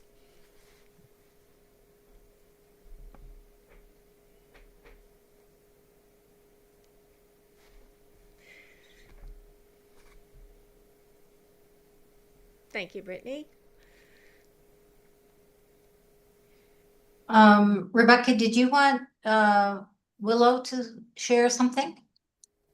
If she would like to, or if anyone is here with a Food Healers group, even you too, Allison, if anybody wants to give any update on their portion that I don't know about, they're welcome to come on screen and say so if they raise their hands. I could say a few words about what's being done in Peru. Oh, good. Please join me. Okay. Give me 1 second. So when I joined Food Healers 2 years ago, I guess, was it 2 years ago, or is it already 3 years ago now? 3 years now. Yeah. I went to look to see where vegan food was being served to the needy in Peru, rather than start my own. And I found a group called Ollas Comunes Veganas, and they have a large list of volunteers, and they're active in many different vegan activities in this area. But the uniqueness of Peru, and I don't really want to stress too much the uniqueness, because what I want to talk about is community kitchens. Every community has community kitchens. Even the smallest community has a public school, and in the public school, there's a community kitchen. But Peru happens to be blessed culturally with an abundance of community kitchens. It sprang up out of the culture, the indigenous culture, and continues to this day, to the degree that here in Lima, Peru, we have over 3,000 community kitchens. And it's a vehicle not only to get food to your neighbors, but it's also a vehicle for women to express their leadership in the community. It's not that men are not involved, men are also involved, but it's largely run by women, and they do get political recognition. The government recognizes them, and they do receive foodstuffs to prepare the meals to serve in the communities. Our challenge here as an organization working with vegan meals is to get the economic support that we need to work with more kitchens. We've worked with, I believe it's 25 kitchens now, to get them trained on how to replace some of these dishes that they've come to love. We always ask them, what meal do you want to prepare? And if it contains an animal product, then we go prepared to help them to prepare it without the animal product. And in the process of that, we train them how to prepare the meals that they want to prepare, but without the animal products. And but there is a tradition that goes way back in Peru, before the US brought chicken to Peru. There was a tradition of largely eating just beans and grains.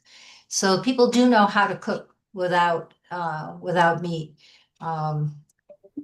So that's kind of in a nutshell what we're doing here in Peru. And we do have free transportation for our volunteers. We have a company that provides that. We have donations of soy in 8 different presentations to replace the beef, to replace the chicken, to replace the fish, all of those things. We know how to do that. And but we do need additional funds, and we're looking for assistance to be able to grow. Yeah. Wow. Thank you so much, Allison. That's wonderful. I want to say that also that the unity stew is a vegetable soup, a vegetable stew, and it's one of the things that started everything off. And the recipe is in the book, The Peaky Promise, as well as on the website. But people can use whatever they like to. What I love about the community school, the community feeding that you're doing, is that they come together and you can have fun and learn from each other as you're working. We have so much fun. Yes, that we do have. Lots of fun. And that's what we do also when we serve food. Oh, good. Lots Willow of fun, has lots joined. of love, lots of good vibes. Yes, I saw that Willow had come on screen, so I brought her into the conversation. Oh, hi, Willow. Thank you, Allison. Mhm. Yes, we had an event last night and it went well. I translate some stuff that I think that the folks need to know, and I'm available for any other translation that needs to be done. So I'll say that right off.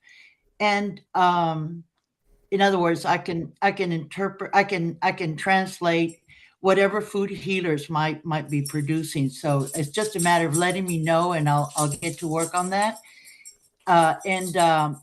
Allison, if you have any Spanish material that you've already developed, maybe it would be great to connect there in regards to.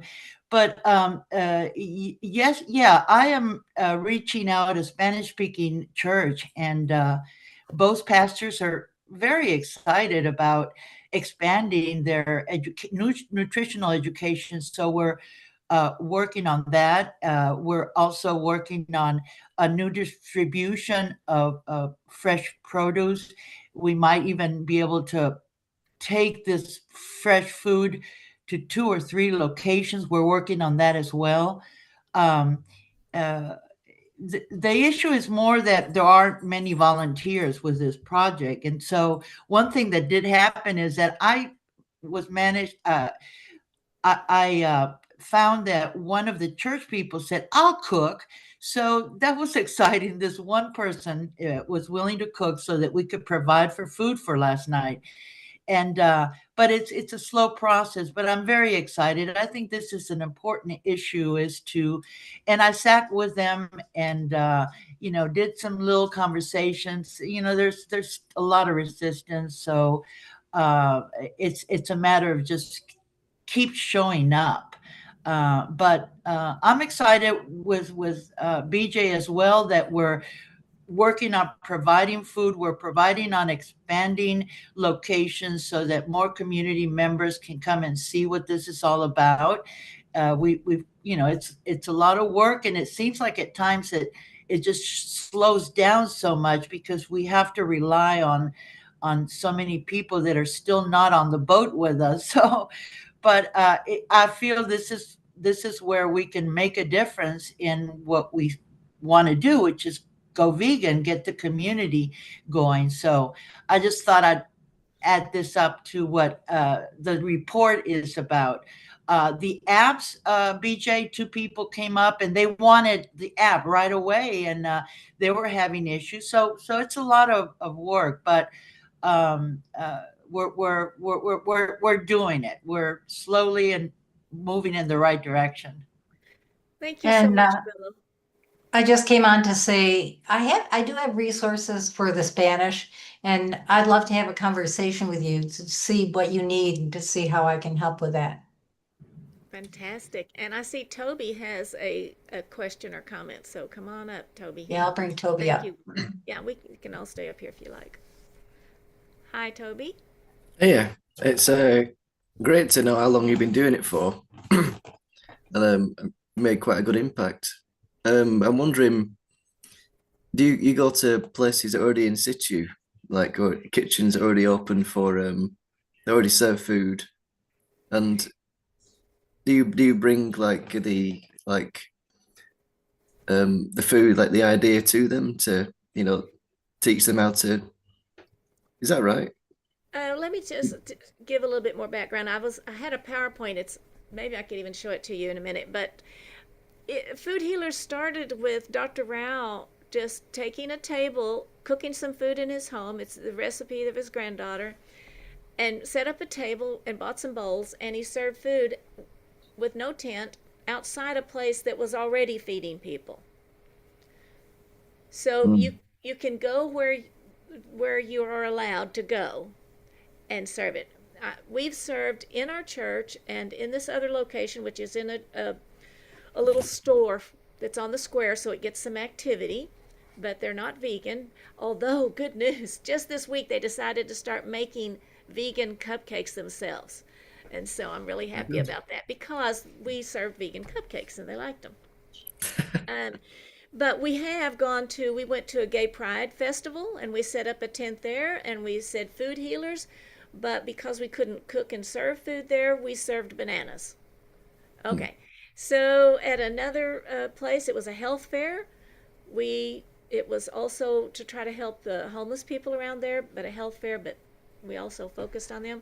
We served peaches, apples, oranges, bananas.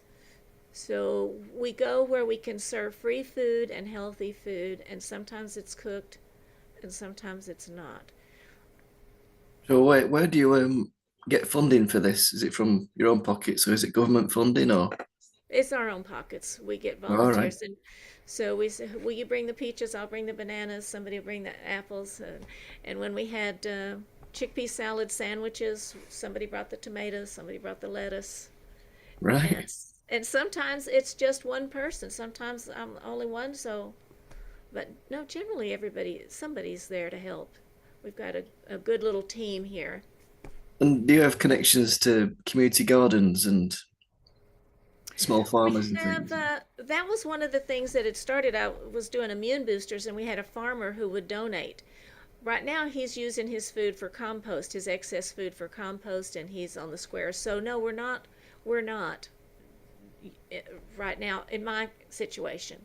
Right. However, in Ethiopia, Lalibela, where we donate money for them, sometimes it's not, they don't have a kitchen to make the food, so they have the big grains of food, the big bags of grain and legumes to give people, and then they go to their homes to do it. So it varies in some ways. And one time the money was spent to start their own community garden, and I do have some lovely images of that with their own garden. Right. But in terms of getting the food that we need when we need it, for that event, that might grow if we could do something more weekly. And that's kind of what I'm pushing for here in one place is weekly, although I don't know how I could fit it into my schedule. But, food is, in fact, each time I've talked to Dr. Rao about it, Dr. Rao, he's here, he can verify it. He says it's one of the most important things we need to do is to get people free food and let them see the love that goes into it. I mean, I was at the Vegan Friendlies and somebody said, "Now, why do you do it?" And I said, "Because everybody needs to eat. We just believe that. Everybody needs food." And she said, "Can I give you a hug?" And so it moves people. And sometimes we have had it where we don't have any brochures at all. It's just about the love and they know it's vegan. Sometimes we do have brochures, a little something to tell something about it. So that can vary. And one time it was just, we had let's see, I think it was the muffin time. We had boxes of flaxseed so that people could see, oh no, there was no eggs, it's just flaxseed. So it was a little bit educational. Cool. Yeah, I did it once when I was in Calgary. It was during winter with some friends, and we put some butties together and stuff and went round and some clothes and for homeless people. But I don't think everything was vegan because other people wanted to put things together and but you could save money, couldn't you, really? If you made like a big doll or something or something like that. But Oh, right. A friend of mine, Renee, we loaded up the back of her van with cornbread and beans, and we drove around and we had the cups and we just served it. It was great. Yeah. All right. Great. Thank you. Thank you. Thank y'all very much. That's the report. Love to be in touch.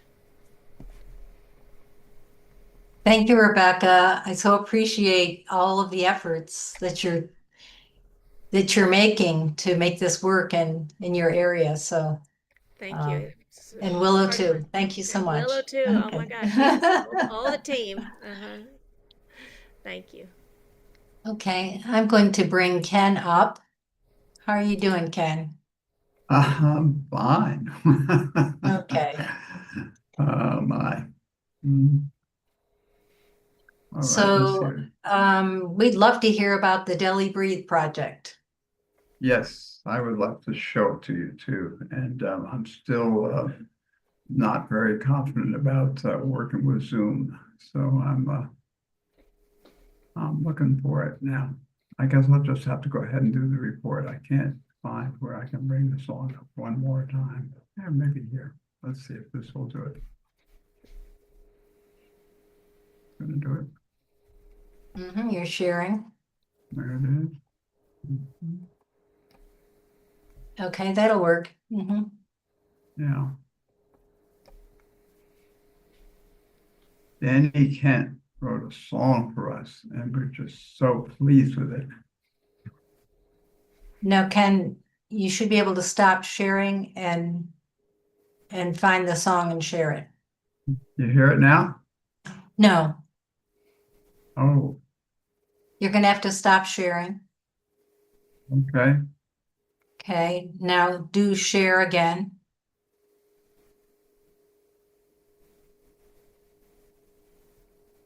Find the song and be sure to click on share sound.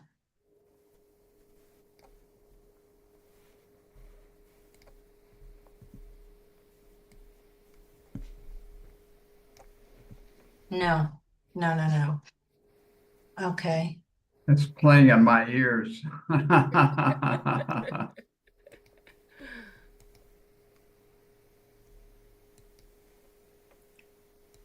Ken, do you want to put the link in the chat so I can play it for you?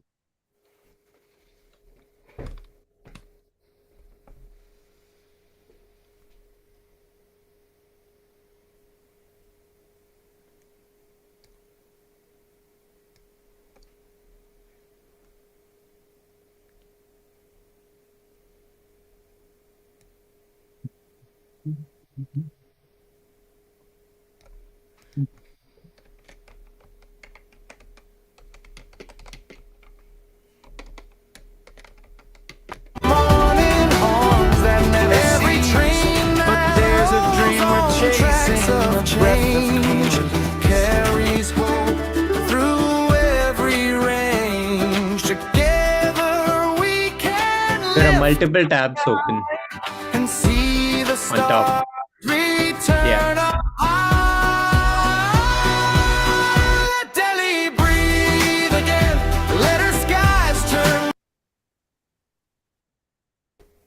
That sounded good.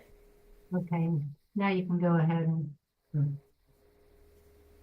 you want to say a word about it? Say a word about the song.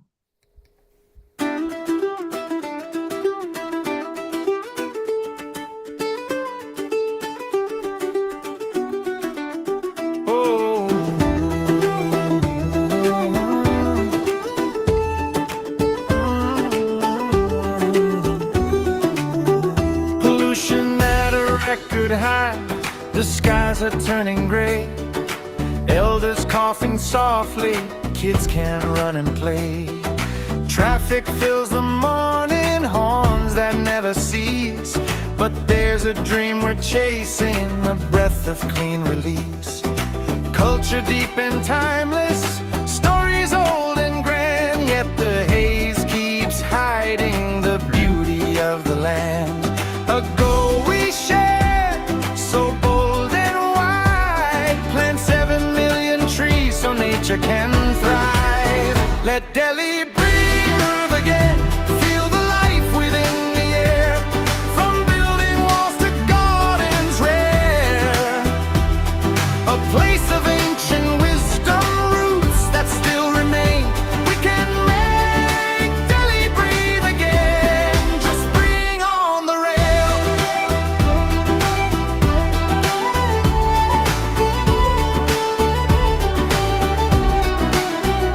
Every train that rolls on tracks of change carries hope through every range. Together we can lift the sky and see the stars return up high. Let Delhi breathe again, let her skies turn blue. The heart of India beating strong and true. A place of love and spirit where we all can reign. We can make Delhi breathe again. Yes, we'll make Delhi breathe again. Let Delhi breathe again. Let Delhi breathe again. Let Delhi breathe again.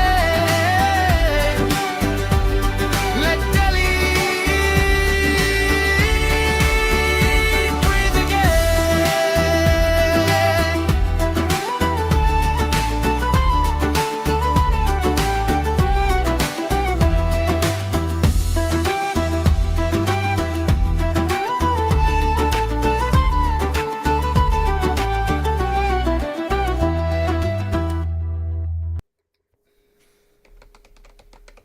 I got it to play. That's thank you so much, Danny Kent, for doing that for us. And we also have a logo from Akanksha Singh, who made the logo for us. And we're very grateful for that also.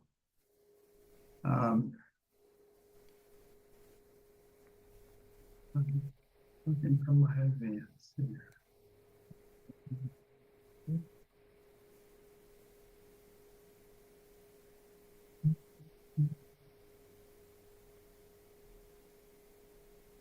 Okay, here we go. The situation in Delhi is extreme. And let's see here. Here we go. This is an average day in Delhi at this time of year, if you can believe it. That's the level of pollution that they've got. It's been going on for years. It's not new. And one of the challenges is people have adapted to it and learned how to put up with it. But the fact is, it's shortened lifespans in Delhi by 3.5 years. That's the impact on it. And the impact on infants is just incredible. You can actually see the black substance accumulate in the lungs of infants. So the impact on people is just absolutely extreme. And that's the challenge that we're facing with this project. We went to describe then an objective for the project.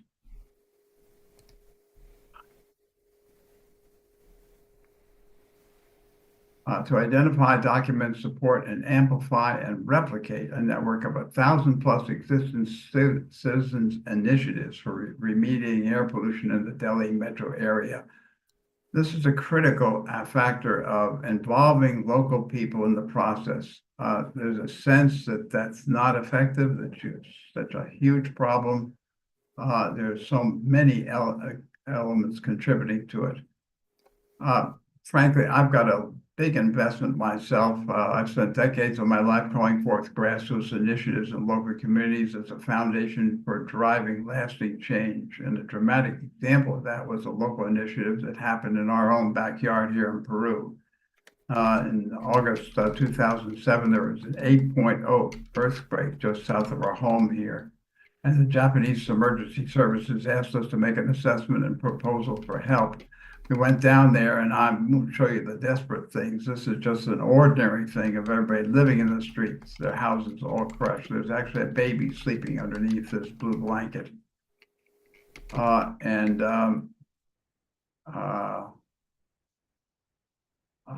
We made an assessment of what to do, and we decided what we would do is bring down a whole bunch of water, these water tanks, so people can get fresh water, 350 of them. Got a whole truck full of about 1,200 blankets that we decided to take with us.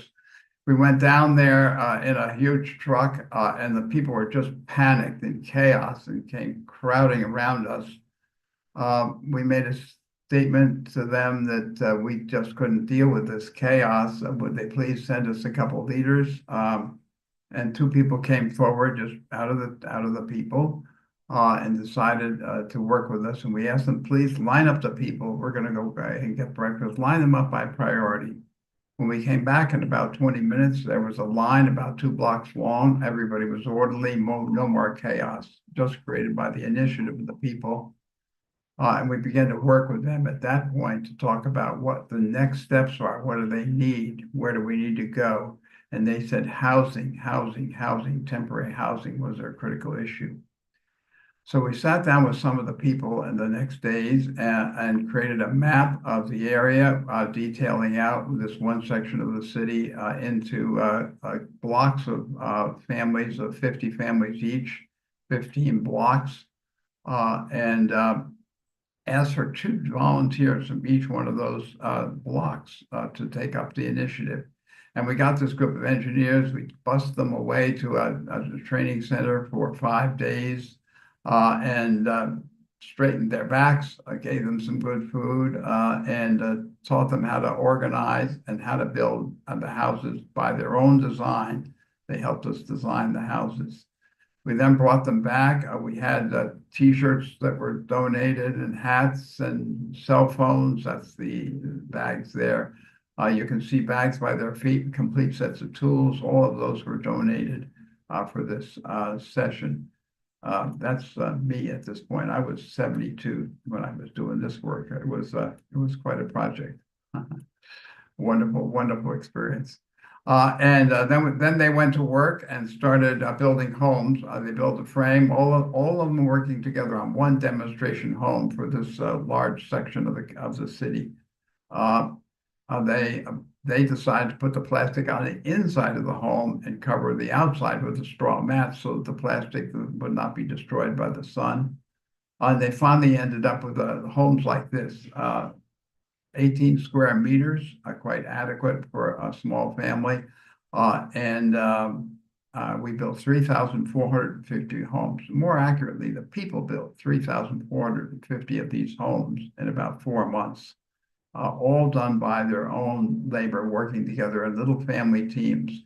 We also created community kitchens and supported the existing ones. We built this oven from a design in Uganda that we picked up on the internet. A smokeless oven. We made a lot of those. 350 kitchens altogether were equipped, the community kitchens. That's what Allison was just talking about, these community kitchens, which are part of the heritage of the people. There were 30 selling, they were actually producing 300,000 meals a day. 30,000 meals a day they were producing at that point for the people. This is 25,000 families in this little city. The initiative of the people, not the government, attracted industries, employment, and a thriving city emerged. This is the same city 18 years later. That was not done with government aid. That was not done with international help. That was done by the people themselves and the industries they attracted there to give them the employment they needed. So that's what can happen when people get together and really work hard and focus. In fact, the Delhi metro area air pollution may be more deadly than an 8.0 earthquake, but it's been going on so long that most people just adapt and accept it. But there are always a few people who start to take constructive action, and finding those people is the work of Delhi Breathe.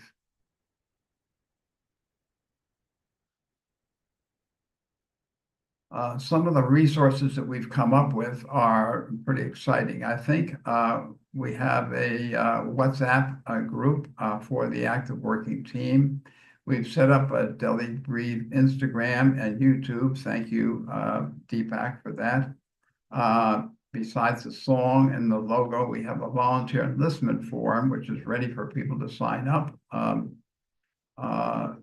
we also have an initiative document form ready for use by the volunteers. The government of Delhi in recent months has a new 25-point environmental plan, including planting 7 million trees, which we can assist. We'll probably be one of their most important forces once we get the people contacted. And that whole plan is available to us. We produced an AI-generated list of 130 types of projects that people can do specific to Delhi. That's amazing what you can do with AI. Effective action to reduce local pollution. This is the report that came from AI. And they're listing very practical things: stop avoiding open burning, composting, or kitchen waste. This is just a sample, the first 10.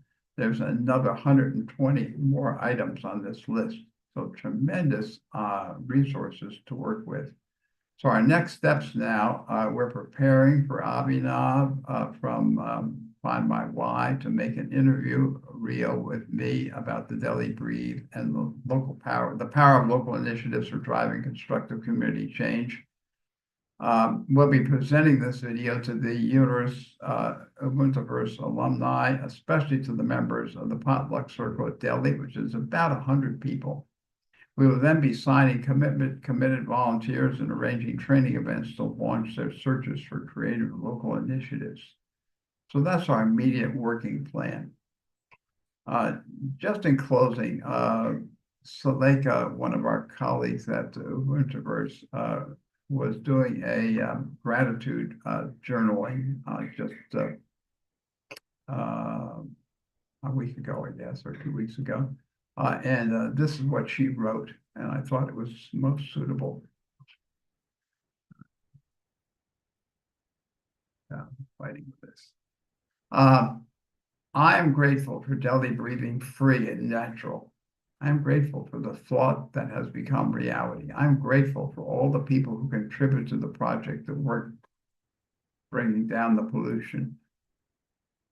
I'm grateful to the Delhi public for their awareness and support to make this project successful. I'm grateful to all the souls that contributed to this project in body, mind, and spirit. I'm grateful that this Delhi Breathe Rescue project has become a role model to adapt and follow to all the other cities in the world whose pollution levels are high. I'm grateful that finally kids in Delhi are now using blue color to represent the sky in their paintings. That's the sort of posture that we're taking towards this project. This is a project of gratitude, and it's a project of grassroots initiative. It's a project of awakening people to the fact that there are already people around them that are taking action. We want to make them visible. We want to make them more effective, and we want to help them replicate to their neighbors and to the neighborhoods and societies around Delhi. Delhi has over 30 million people, so I have total confidence there'll be no problem in finding our first 1,000 initiatives. And we already know of several dozen initiatives that have got some public face. So amazing resources. We've been a little slow by our standards in getting started because of the seasons, and obviously January has been an extremely intensive month for Climate Heroes and for Ubuntuverse. So we're looking forward to moving this forward now with volunteers as soon as we get this whole promotion moving, and I think that's going to start next week. So that's where we are at this point. I hope that gives you some understanding of the power of local initiatives and what we hope to harvest and call forth in Delhi. And incidentally, there are 60 cities in India with over 1 million population, and 2/3 of them have major pollution issues. So the potential for replication across India of this model is great. And of course, worldwide, pollution in urban areas is an issue. And so we're hoping that our learning will move in a positive and powerful direction. We really believe that's where we're headed. So any question, comments? We're just very grateful for where we are with this project now. Brittany? For the air pollution, have you seen anything about cooking as contributing to it, not just climate change? Of course, there's excuse me, I get this out of the way. Of course, there's major work done by the government in Delhi for a very long time. All of that's in process. The issue is that the citizens are not involved, and the issue is that the efforts from the top have not been effective. Naturally, the public interests have their own interests in mind, just like anywhere else in the world, and so that hasn't shifted. I'm just looking how to close this out. Yeah, that's what I was bringing up with my questions to Sailesh is that, and I have brought up that government isn't enough, business is changing isn't enough. It takes the people, and it's like, how do we reach out to the people? And so I'm really glad you made it grassroots where you're tackling the issue at the source. So I'm really proud of you for that. Okay. All right. I think it's fair to say that top-down solutions in a situation like this don't have much potential to bring a change to it. There's the Himalaya mountains quite close by, and these climate situations all push up against the mountains. They have to do with the winter weather. This is only this way for 4 or 5 months of the year. However, the pollution is high all year round, but this extreme pollution is 4 or 5 months during the winter months. And then during the summer months, the temperatures are over 40 degrees, 42 degrees, 45 degrees in Delhi. So there's a temperature problem during the summer months. May, June, July are the peak months there. May, June, July, August are the peak months with temperature.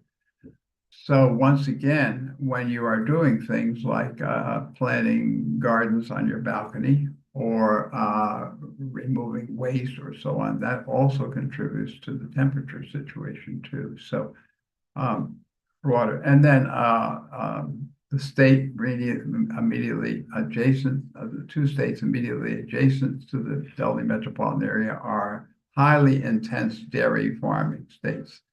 And so there's another whole subject relating to the whole regional of North Delhi, the whole region of North Delhi.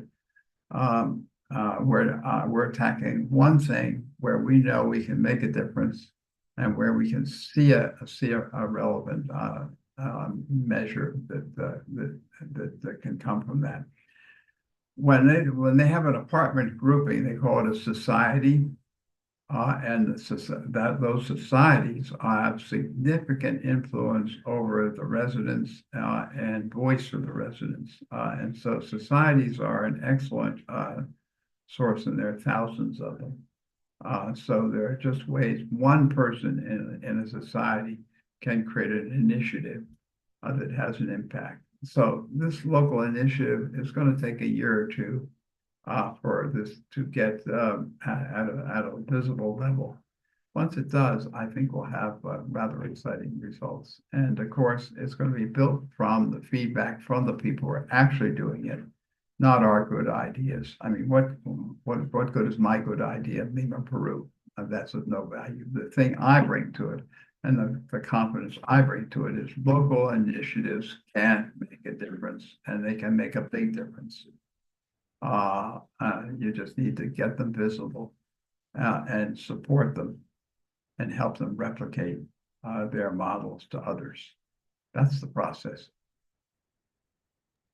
Yeah, I live in a place that's very similar to India's issues, where I live in the mountains, and it's really big on dairy, where it has the same air pollution situation. So I was wondering if it would be possible to kind of work together, if I can help you out and you can help me out with your project, maybe one day.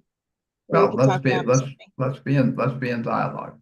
That's Yeah, great. that'll be Thank you so for great, the- because Thank you. I have the same issue, but I don't even know where to start with fixing it. So the fact that you've done it means that you possibly have solutions for me, and maybe I can explain what I've done so far and see if I can help you. I think that'll be great. Thanks. Good. Okay, thank you.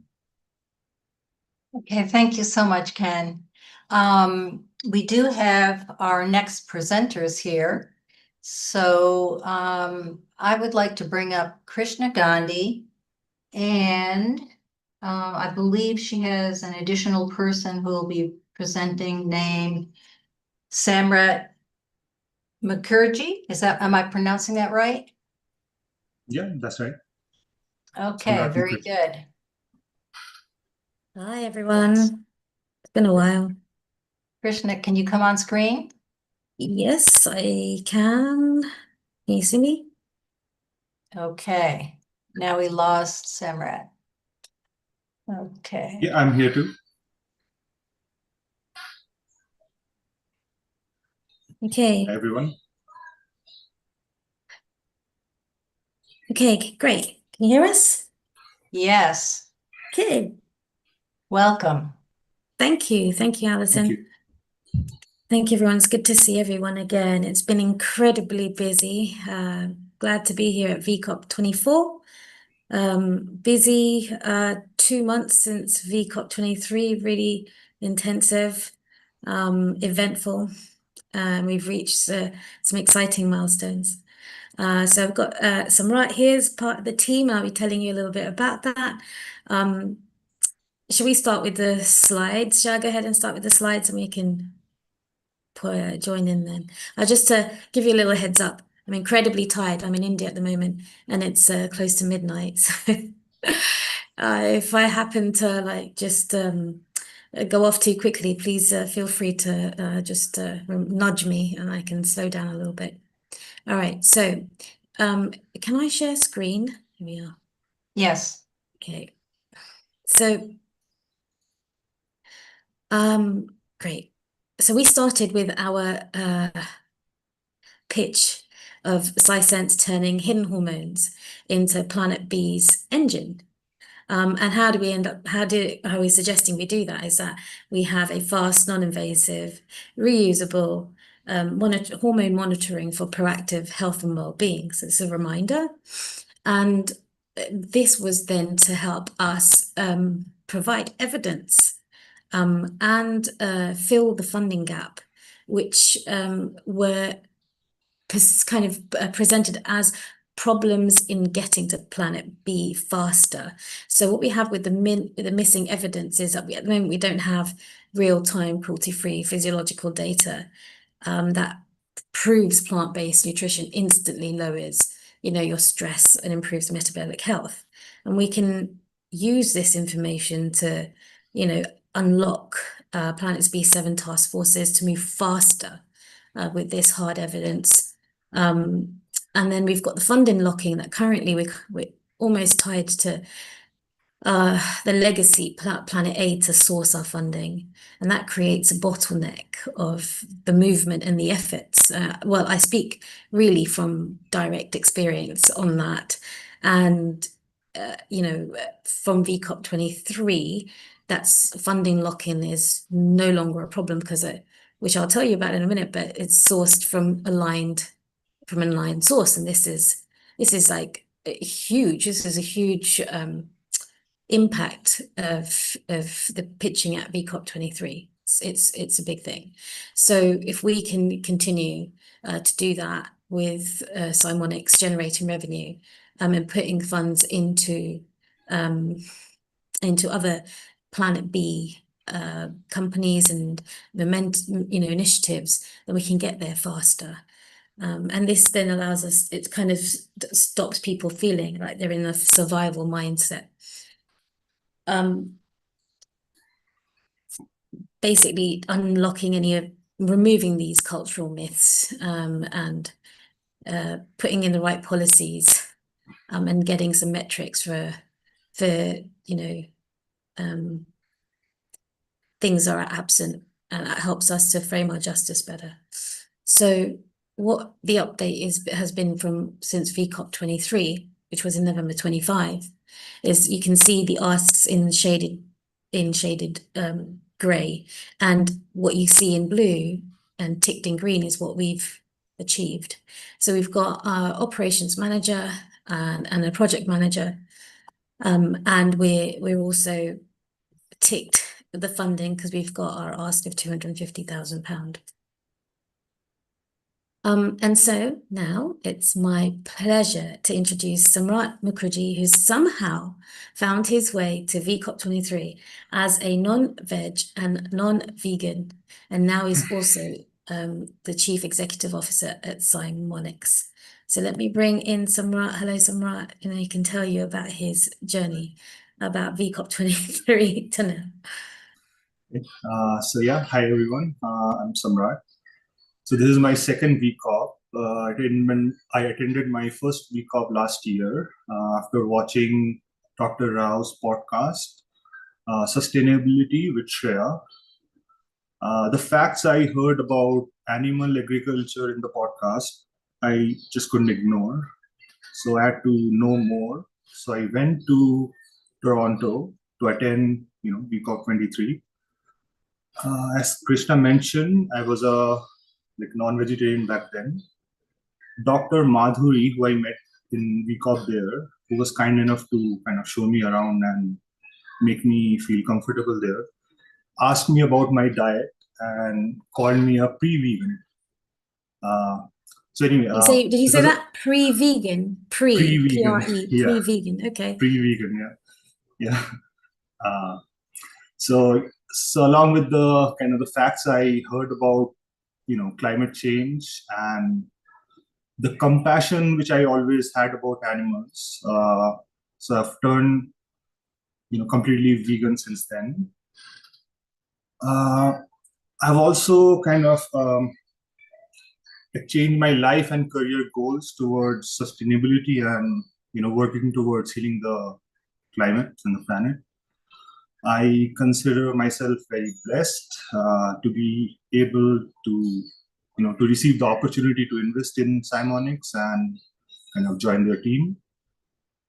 I'm very excited about the future of the company and what it can, the positive changes it can bring in the world. So a bit more about my personal details. So I'm a piping stress engineer by profession. I run a company providing consultancy and outsourcing services. And I'm also happy to say that during my short time working in Simonics, I've gained the foresight to change even the focus of my company towards, working towards providing sustainable innovation to get to Planet B. I just want to end with saying that VCOP is working as new people like me from different backgrounds are coming together to work towards and achieve the common goal of healing the climate. So back to you, Krishna. Thank you. I mean, your story is amazing. It's unique. It really reflects so much. I mean, wonderful. It doesn't happen all the time. really make it. I mean, what we're trying to do, but I think you're really definitely facilitating the Planet B engine, which is what we were trying to pitch. So thank you so much for that. It means a lot. And that takes us on to the next slide. So we can tell you about what we've been doing since we've had Samrat join us. And this is that we're working to incorporate our values in our incorporations. So how do we did that? We set up governance of our corporate structure. And what we did, we took the articles of associations of our limited company, which most people don't really know too much about, but they tend to have like a template for each type of company. So if you're a limited company or LPC or LCC or NGO, you have these documents that will define how your company works, and then the legal system will kind of enforce that articles of association, so that structure. And what's allowable to do is to actually change the articles of association and restructure as you like. So we customize that to implement a very old, wise governance from the Vedic philosophy, where we create a class of shares, and they're called the Rishi shares. And these Rishi shares are kind of held by wise people that guard society. And they have a veto power where they can veto decisions if they cross dharma or any value systems and any ethics that we believe are moving away from Planet B, or involves any animal cruelty, or is against our corporate document value system. And so this protects the direction in which Simonics goes, and it doesn't matter who's the majority shareholder. If any decisions cross the value systems that we have in the articles of association, we have the rishis that can have the veto power. And if the rishi is not available, Climate Healers, Dr. Rao is a backup rishi who can veto those decisions too. Krishna, you want to share the slide there? Yes, share the slides. Yeah. Sorry, I've not shared the slides, beg your pardon. Forgetting that detail, thank you.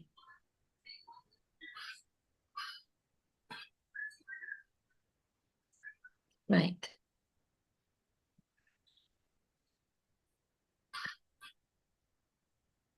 Okay. So yes, as I said, we've got Dr. Rao from Climate Healers as a backup rishi, and these are signed documents. So the shareholders have signed it, which is that's quite special actually, because normally most shareholders may feel that, they're giving away their power, but they happily agreed that. So we have to consider ourselves to be lucky that they've also signed the documents for this governance of the company retrospectively as well. And then we have the beneficiary. So what we also have done is to create in the agreement. Again, we have to be thankful to the shareholders, the current shareholders, that they've signed this, is that we are pledging or reiterating our pledge to the cause by creating a Planet B trust fund of some kind, where 30% of the profits, once we start generating revenue, the profits will then go to any a Planet B trust fund. So this is where we do this funding, where we release funds, so that that bottleneck of efforts towards Planet B can be pushed open, widened, and we can flow quite quickly. And so all the efforts are not having to depend on old legacy systems. We can have this available for anyone who wants to move forward quickly.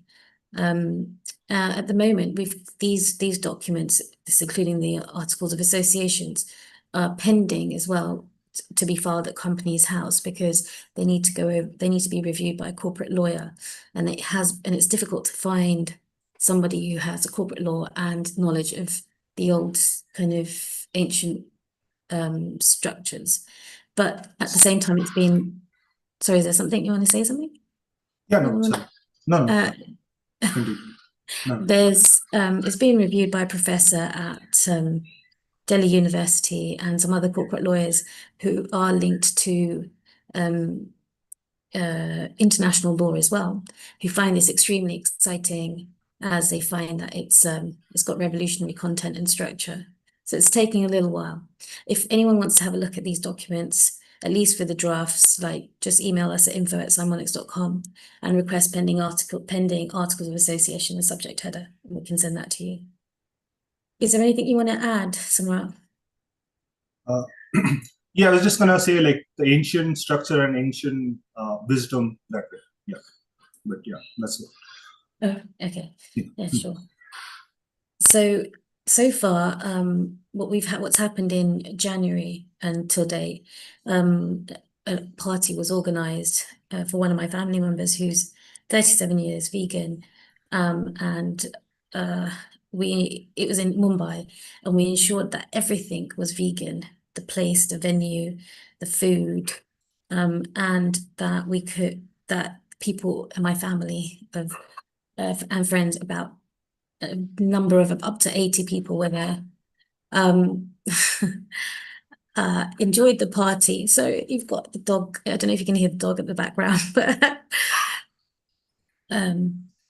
anyway, we're at the party and they really enjoyed the food. We did have Dr. Rao come and say a few words, and I did introduce Dr. Rao's work. And at the end, we gave away these thought cards and handed out the data infographics with the problem and solution slides that we shared at the summer schools tour that we organized in 2025. Secondly, I was at IIT Roorkee in Delhi, Greater Noida, sorry, and we again shared and introduced Planet B book to the Indian military personnel that were on a disaster risk reduction course, and spoke to them. And so we're going to be getting in touch with them to try and arrange Dr. Rao to be a guest speaker on the course. And the next part we're going to be doing in February, very soon, February, March, trying to preparing and also booking in schools for 2026 school tour. And this links to, the supercurricular program workshop and teachers talk over 5 weeks in Harrow.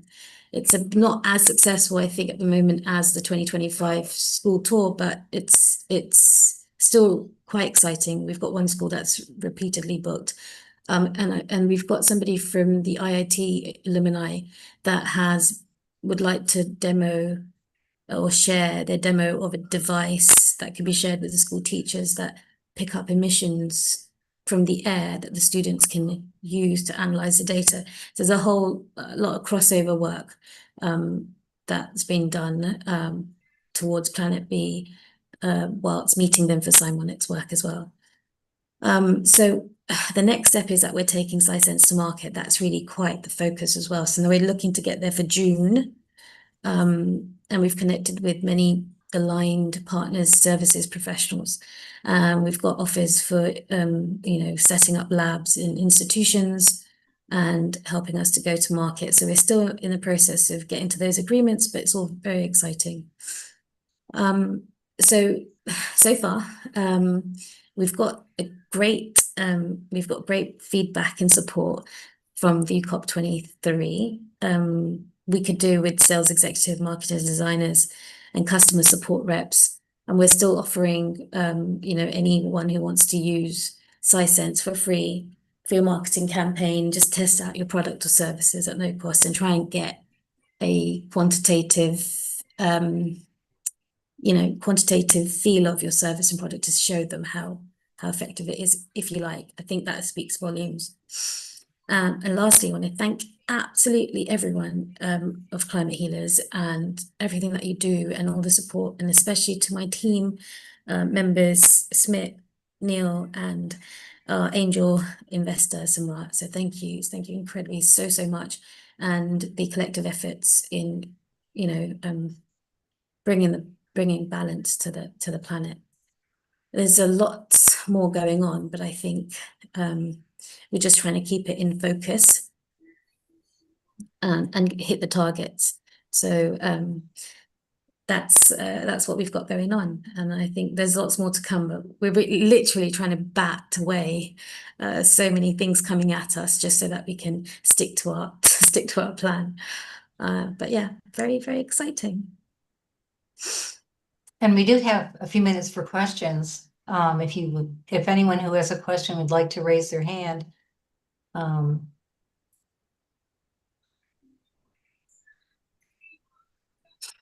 It was actually a very thorough presentation, but Mark has raised his hand. Mark, can you come on screen? Yeah, no problem. That was thorough. That's great. I'm wondering, you guys can make profit, and then you channel that profit through this wisdom Rishi model of shares, which is great. I think the main thing needs to be wisdom. The question, though, is what is wisdom?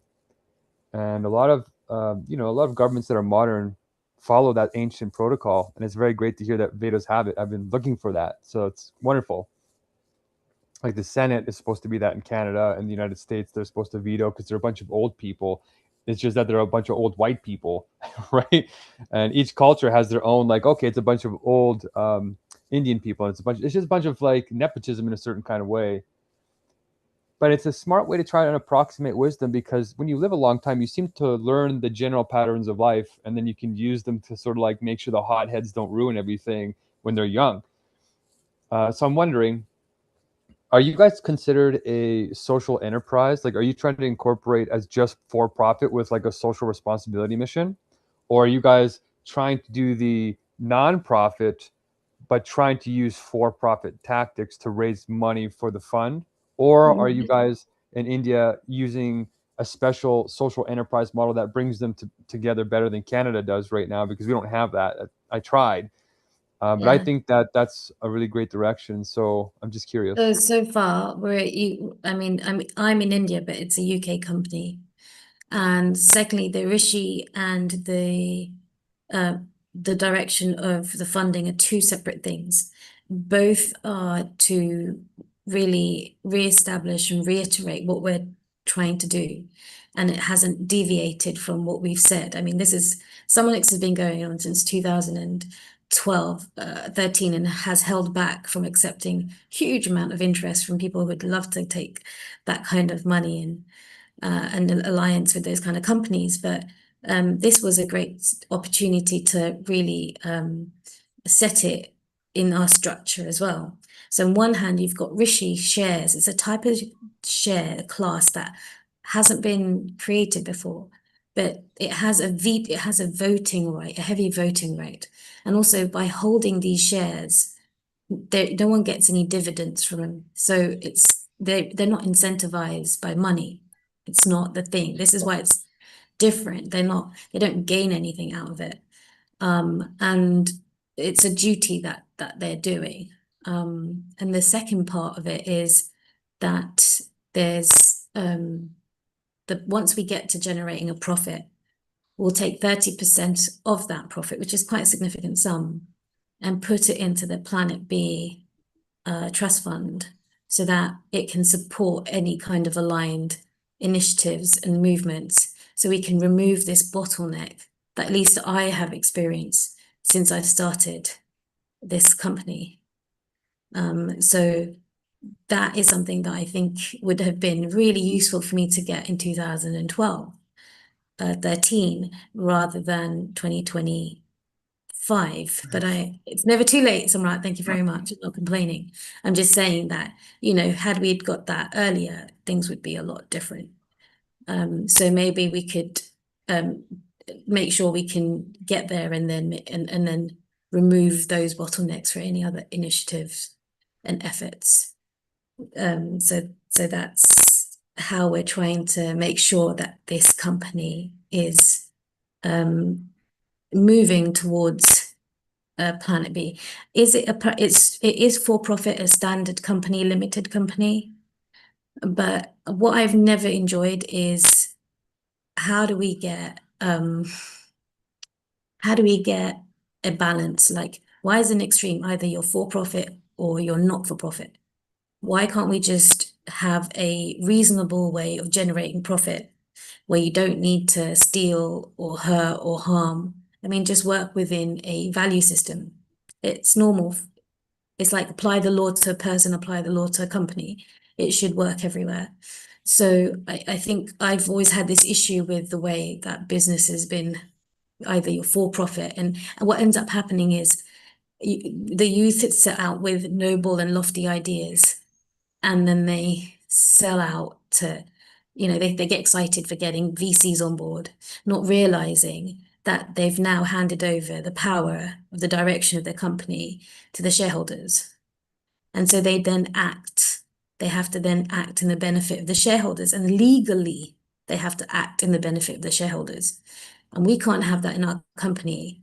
So we've changed that requirement so that the benefit is we've created this new class called Rishi shares, and they have the power to veto decisions if it crosses the corporate value that we've designed. So I think if more people know about this, then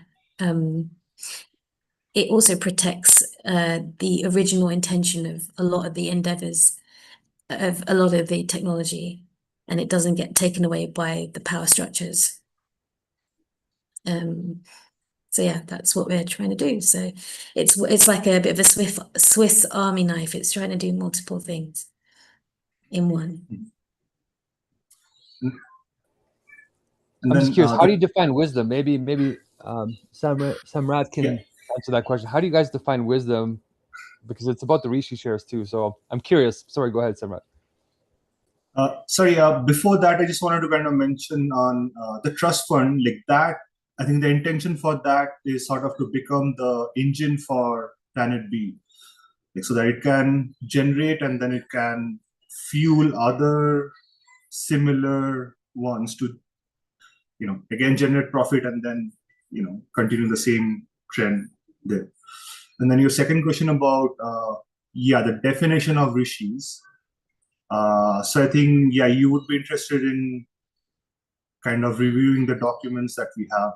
So we do have like formal documents sort of defining, like who would be considered a person, with that, not just your typical,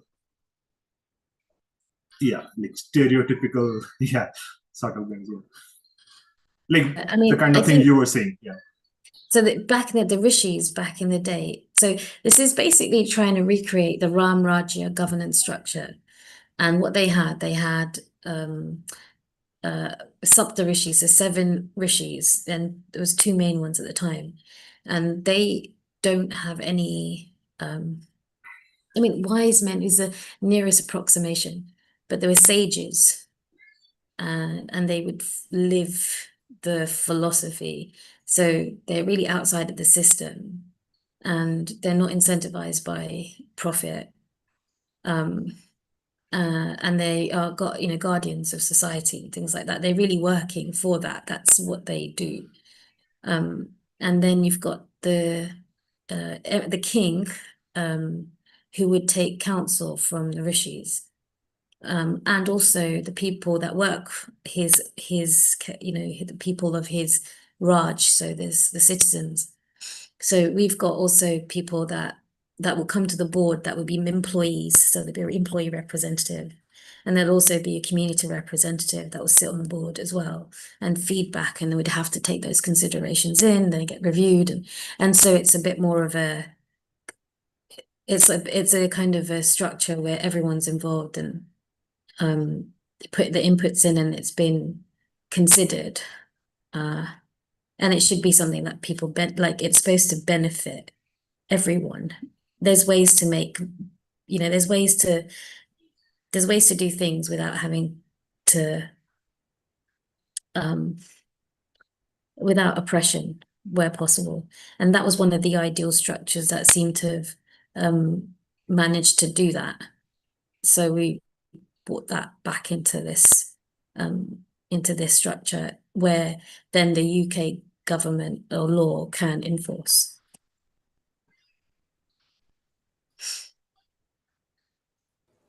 Very cool. Yeah, if you send me those articles on how you define the candidacy, that'd be great. Oh yeah, sure, Mark. Could you pop that in and just request in the email? We can send that back to you. Yeah, definitely. You want to be a rishi? Of course, So of course. you look like one. Yeah, but so I think climate healers are a backup rishi. So if rishis are not out, I mean, the reason why I've got rishi shares is because I've been holding out for the longest time, just trying to get the right source it, and I was literally ready to close shop if I don't get it. And Samrat came just on time. So VCOP 23 was my last attempt after so many years. So it's really not about the money, really. But you know, if climate healers would be the backup rishis as well. So if I'm not about, and we got Dr. Rao to you know veto and stuff, and we do need to find more. We need 7. So obviously that's something that we'll be looking at. So yeah, if you're interested, just connect, email us, and that'd be great.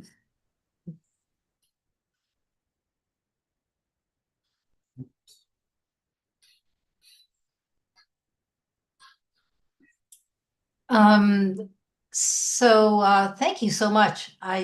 It's fascinating to see the progress that you've made, and to meet Samrat, and to look forward to a great year ahead for Semonics.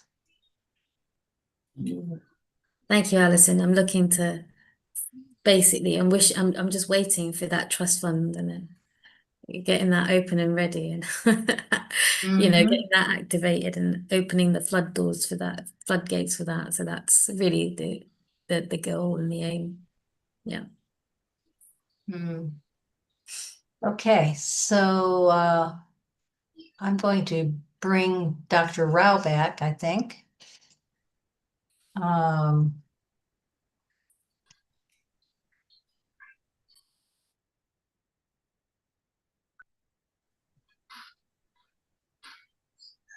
Dr. Rao, would you like to say a word about tomorrow before we conclude? Sure. Tomorrow,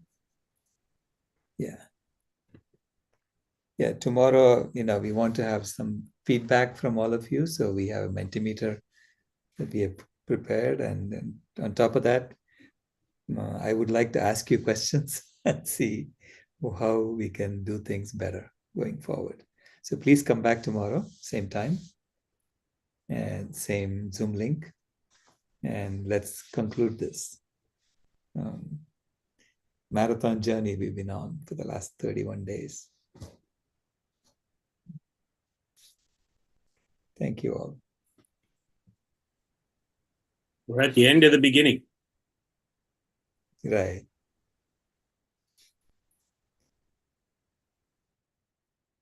Thanks, Dr. Rao.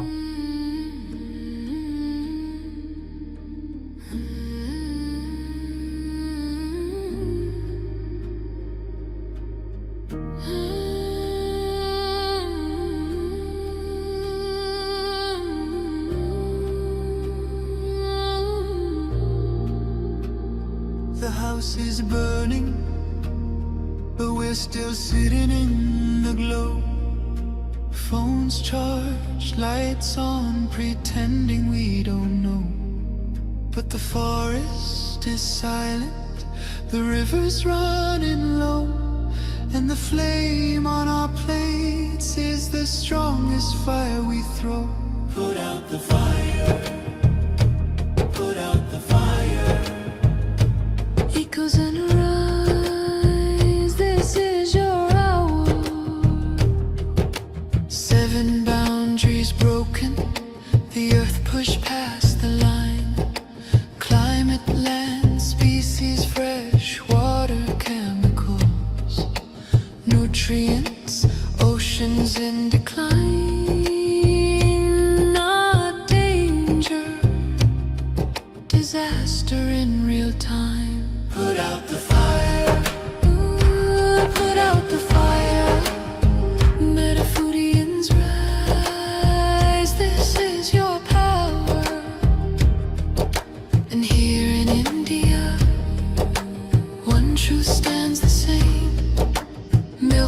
not just milk.